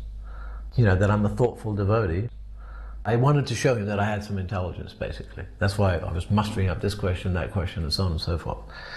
But I really wanted to know the answers to the question as well. So that was how I was thinking. When I walked through that door and I saw Srila Prabhupada, my mind went completely blank. Completely. I thought, God, Krishna, what's happening to my brain? I'd just forgotten everything. Because normally I'm quite talkative, you know, I can talk. But Krishna just completely took away all my talking ability. Completely. And Srila Prabhupada motioned me to come over, and he says, you know, recite this mantra after me. So I recited, you know, went through all the Gayatri mantras with him. And then I thought, now's my time to ask the questions. And still, I couldn't think of anything, not anything. And I thought, if I do try to think of something, I'm going to look really stupid. So I just kind of said, thank you very much, Srila Prabhupada, and I walked out. And then the next devotee walked in. And then I went straight down to the Ganges, and I chanted my first Gayatri mantra, and it was such an experience. That first Gayatri mantra that I chanted at the edge of the Ganges. As I was studying Prabhupada's books later, I came across one statement by Srila Prabhupada where he says that if a disciple presents himself anything other than a fool before his spiritual master, then he goes to hell. Because here I was actually trying to present myself as not being a fool. Foolishly, you know. But Krishna saved me because Krishna just completely blanked me.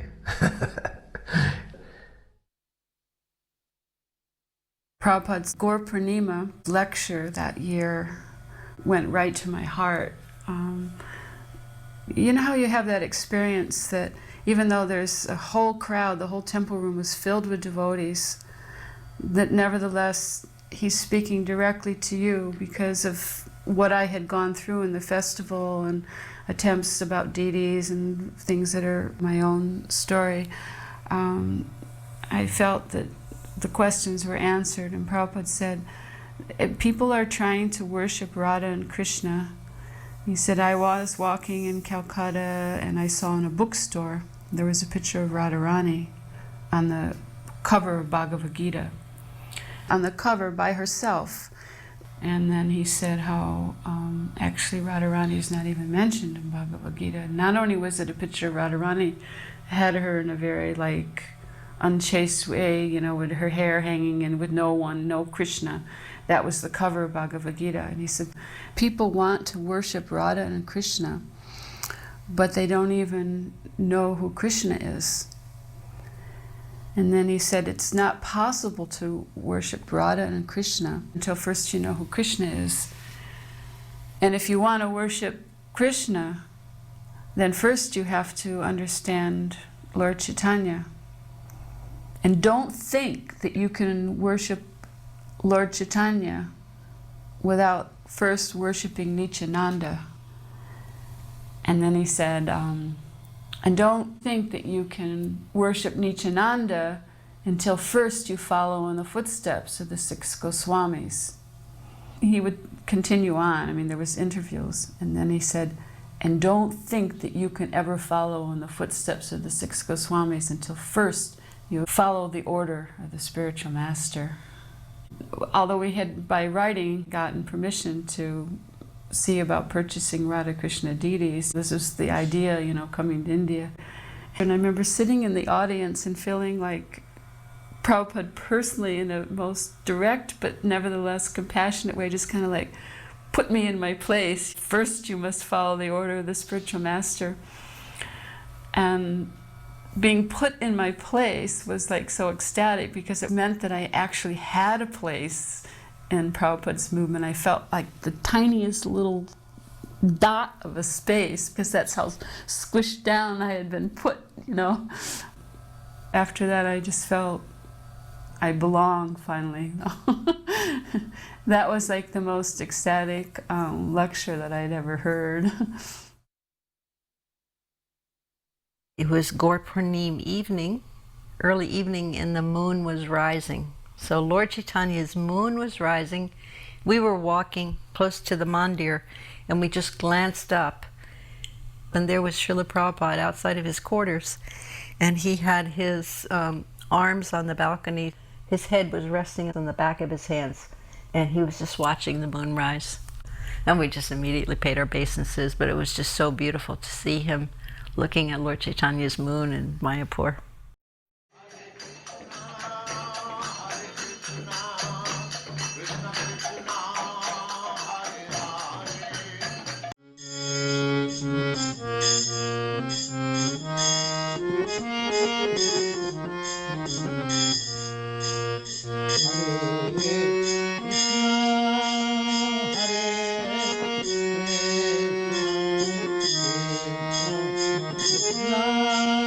Hare